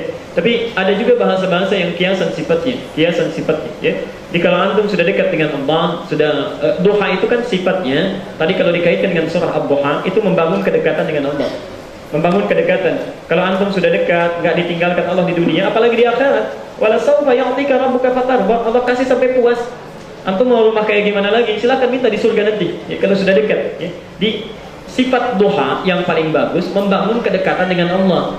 Antum sampai 8 rakaat, 12 rakaat nggak dekat-dekat dengan Allah, nggak punya rumah juga di surga itu, ya. Masuk aja nggak bisa, apalagi punya rumah. Jadi sifat duha itu walaupun 2 rakaat membangun kedekatan dengan Allah. Itu yang menjadikan kita banyak pahala kebaikan. Wala saufa yu'tika rabbuka fatarda. Pada Rasulullah dicontohkan, kamu akan kami berikan nikmat sampai puas. Ya. Di surga mau apa aja silakan. Ya. Insyaallah kita ketemu di surga nanti. Kita lihat rumah antum kayak gimana. Ya. Dalam pelaksanaan sholat duha apakah boleh dicicil? Biasanya pagi awal duha suruh, terus yang belum jam 8. Duha lagi, ya kan? Mau ditambah lagi dan sebagainya, silakan saja. Ya. Silakan. Ya. Di sini tidak ada teknis yang khusus, ketika dibagi 3 kemuliaan, ya. Mungkin bahasanya bukan nyicil ya, bahasanya bukan nyicil. Kamu antum ingin 4 rakaat 2 dulu 4 itu nggak ada bahasa nyicil gitu ya. Jadi kalau dijawab bisa dicicil atau tidak, jawabannya nggak bisa ya, nggak ada cicilan Tuhan ya. Tapi mungkin yang dimaksudkan ingin menambahkan ya. Kalau tadi misalnya syuruk ya, saya 2 rakaat di pertengahan duha ingin sholat lagi boleh nggak, silakan ya. Karena sifat sholat sunnah itu, sifatnya fleksibel dalam jumlah dan kualitas ya. Dalam jumlah adadun, dalam jumlahnya, dan kualitasnya dalam wajaudatun, adad wajaudat. Saya beri contoh begini misalnya ya. Salat tarawih kan sifat salat nabinya yang standar kan 11. Sifat salat nabi dalam tarawih yang standar 11. 13 juga bisa. Ya. Tapi kenapa Umar menjadikan 23? Sahabat yang lain jadikan 40. Karena melihat sifat salat nabi ini punya 2 sifat. Kalau Nabi sholat 11 rakaat, itu ketika sholat ingin menyempurnakan bacaan Quran. Jadi Qurannya tamat. Makanya kata Aisyah, jangan tanya panjang dan bagusnya. Emang sudah panjang dan bagus. 1 rakaat saja, ini 1 rakaat ya, belum turun nih. Itu sudah, subhanallah, kakinya sampai bengkak. Karena yang dibaca cuma 3 surat, Al-Baqarah, Ali Imran, An-Nisa ya. Jadi kalau antum ingin ikut sifat sholat Nabi yang 11 rakaat itu, kalau ingin persis seperti Nabi, kan sholat dibagi 2 ya, dalam sifatnya persis Nabi atau mirip-mirip Nabi gitu kan. Nah, di sini kan pernah kita lakukan ya. Kalau persis Nabi itu agak susah Pak ya. Sahabat aja sulit, luar biasa itu. Persis Nabi itu misalnya sholat tarawihnya, tahajudnya saja, itu rakaat pertama hadis riwayat Muslim. Subhanallah, Al-Baqarah, Ali Imran, An-Nisa, bacaan pertama ya. Naik lagi, sambung lagi sampai khatam Quran. Sampai khatam. Nah, ketika Islam mulai meluas, banyak yang nggak kuat dengan itu, ingin ikut Nabi tapi nggak kuat. Maka dibuat solusi bagaimana caranya Qurannya tetap tamat, ya, Qurannya tetap tamat, tapi nikmat dalam menjalaninya, nggak terlalu pegel, capek. Makanya ditambah rakaat menambah 23, ayat dikurangi. Yang tadinya Al-Baqarah, Ali Imran, An-Nisa, Al-Baqarah saja. Rakaat keduanya Ali Imran saja terus ya. Sifatnya sebenarnya seperti itu. Jadi 2 ulama, semuanya sepakat 2 ulama ini, silakan pilih sifatnya. Kalau 11 rakaat agak panjang-panjang. Kalau rakaatnya ditambah lagi agak pendek-pendek suratnya. Tapi jumlah dari sisi adat itu sama. Ya. Yang keliru sudah 11 pengen cepat juga. Ya. Nah, itu agak kurang tepat. Jadi kalau mau 11 tuh sifatnya harus tenang, nyaman, tentram. 23 agak lebih pendek suratnya ya. Makanya Mekah pilih 23, di Madinah pilih 33. Kita yang standar-standar aja gitu kan. Pilih 11 dan agak pertengahan juga gitu ya. Jadi mirip-mirip Nabi. Kalau antum ingin mau misalnya syuruknya silakan 2 rakaat. Duha di pertengahan silakan tambah lagi 2 rakaat kan. Ya, siap gitu.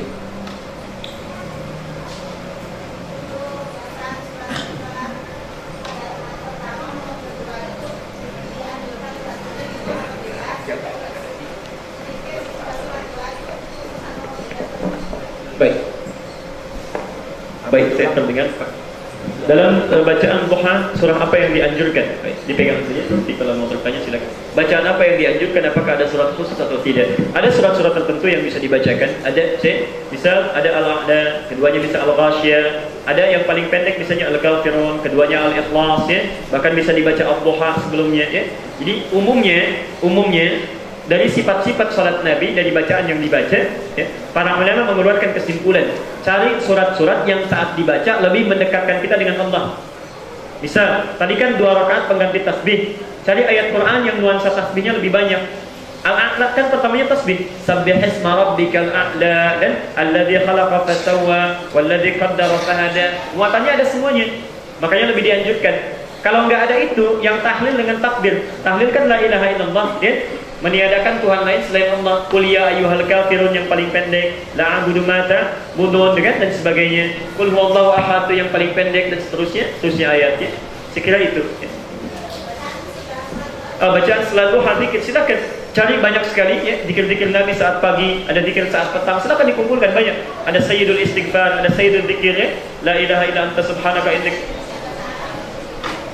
Kalau Nabi itu kan nggak bisa bahasa Indonesia. Nabi bisanya bahasa Arab karena Nabi turunnya di Arab bukan di Indonesia, ya. Jadi kalau ibu mau zikir ya pakai bahasa Arab bacaan dari Nabi, ya. Kecuali Nabinya turun di Jawa Tengah ya mungkin pakai bahasa Jawa karena Nabi turun di Arab, turun di Mekah, zikir pakai bahasa Arab, ya. Bahasa Arab. Dan tidak susah kok, tidak susah ya. Ada la ilaha illallah subhanallah walhamdulillah yang singkat-singkat, ya. Subhanallah walhamdulillah wala ilaha illallah Allahu akbar. Saya ajarkan satu kalimat zikir barangkali sebagai penutup, ya. Maafkan saya. Jadi saya tuliskan satu kalimat zikir, saya tulis saja sekaligus menutup pertemuan kita. Coba dimatikan itu mic-nya. Baik. Saya berikan satu kalimat zikir yang disebutkan dalam riwayat. Mohon sebentar perhatiannya. Kalau Bapak Ibu bacakan ini, itu senilai dengan bacaan zikir apapun yang dibaca oleh makhluk dan sebanyak apapun. Jadi kalau orang baca 1 juta, kita cuma baca 1 ini aja, itu sudah senilai. Sudah senilai. Kalau kita paham artinya dan berusaha menghayatinya.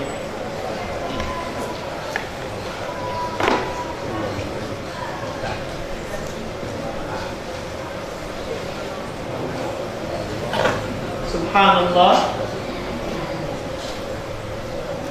walhamdulillah, ke bawah ya, bacanya ke bawah tolong. Insyaallah kita hafal ini mudah. Barangkali ujungnya aja yang belum hafal. Subhanallah walhamdulillah wala ilaha illallah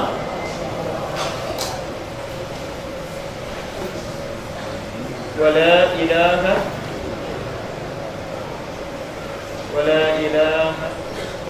illallah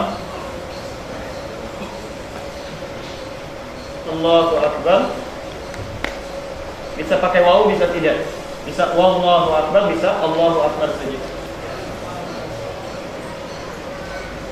Allahu akbar. Kalau cuma dibaca sampai sini saja, maka nilainya sama dengan bacaan lain. Ditambah kalimat penutupnya, lihat ujungnya. Subhanallah, alhamdulillah, wala ilaha illallah, wallahu akbar, adada khalqihi.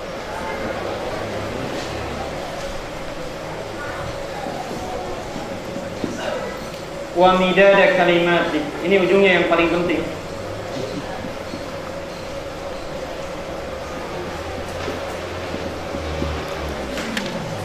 Adada khalqihi wa midada kalimati. Mohon catat betul ini ya, karena ini zikir yang langsung diajarkan oleh Nabi pada seorang nenek. Jadi asalnya ada nenek-nenek sedang zikir di pinggir jalan, itu zikir pakai biji-biji kurma.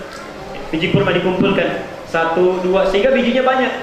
Kata Nabi, apa yang kamu lakukan? Saya sedang berzikir. Kata Nabi, maukah kamu saya ajarkan satu bacaan yang kalau dibaca itu senilai dengan jumlah bacaan yang dibaca orang, ya? Dan subhanallah banyaknya sejumlah dengan bacaan yang dibacakan dan sepanjang bacaan yang dibacakan orang. Subhanallah, walhamdulillah, wala ilaha illallah, Allahu akbar. Tasbih, tahmid, tahlil, takbir. Lengkap sudah ada 4. Adada khalqihi, ya. Adada khalqihi. Sejumlah bilangan yang dibacakan makhluk. Adada sejumlah bilangan. Adada sejumlah bilangan. Khalqihi yang dibacakan makhluk. Misal ada orang baca 1 juta kali ini, kita baca sekali aja udah sama nilainya.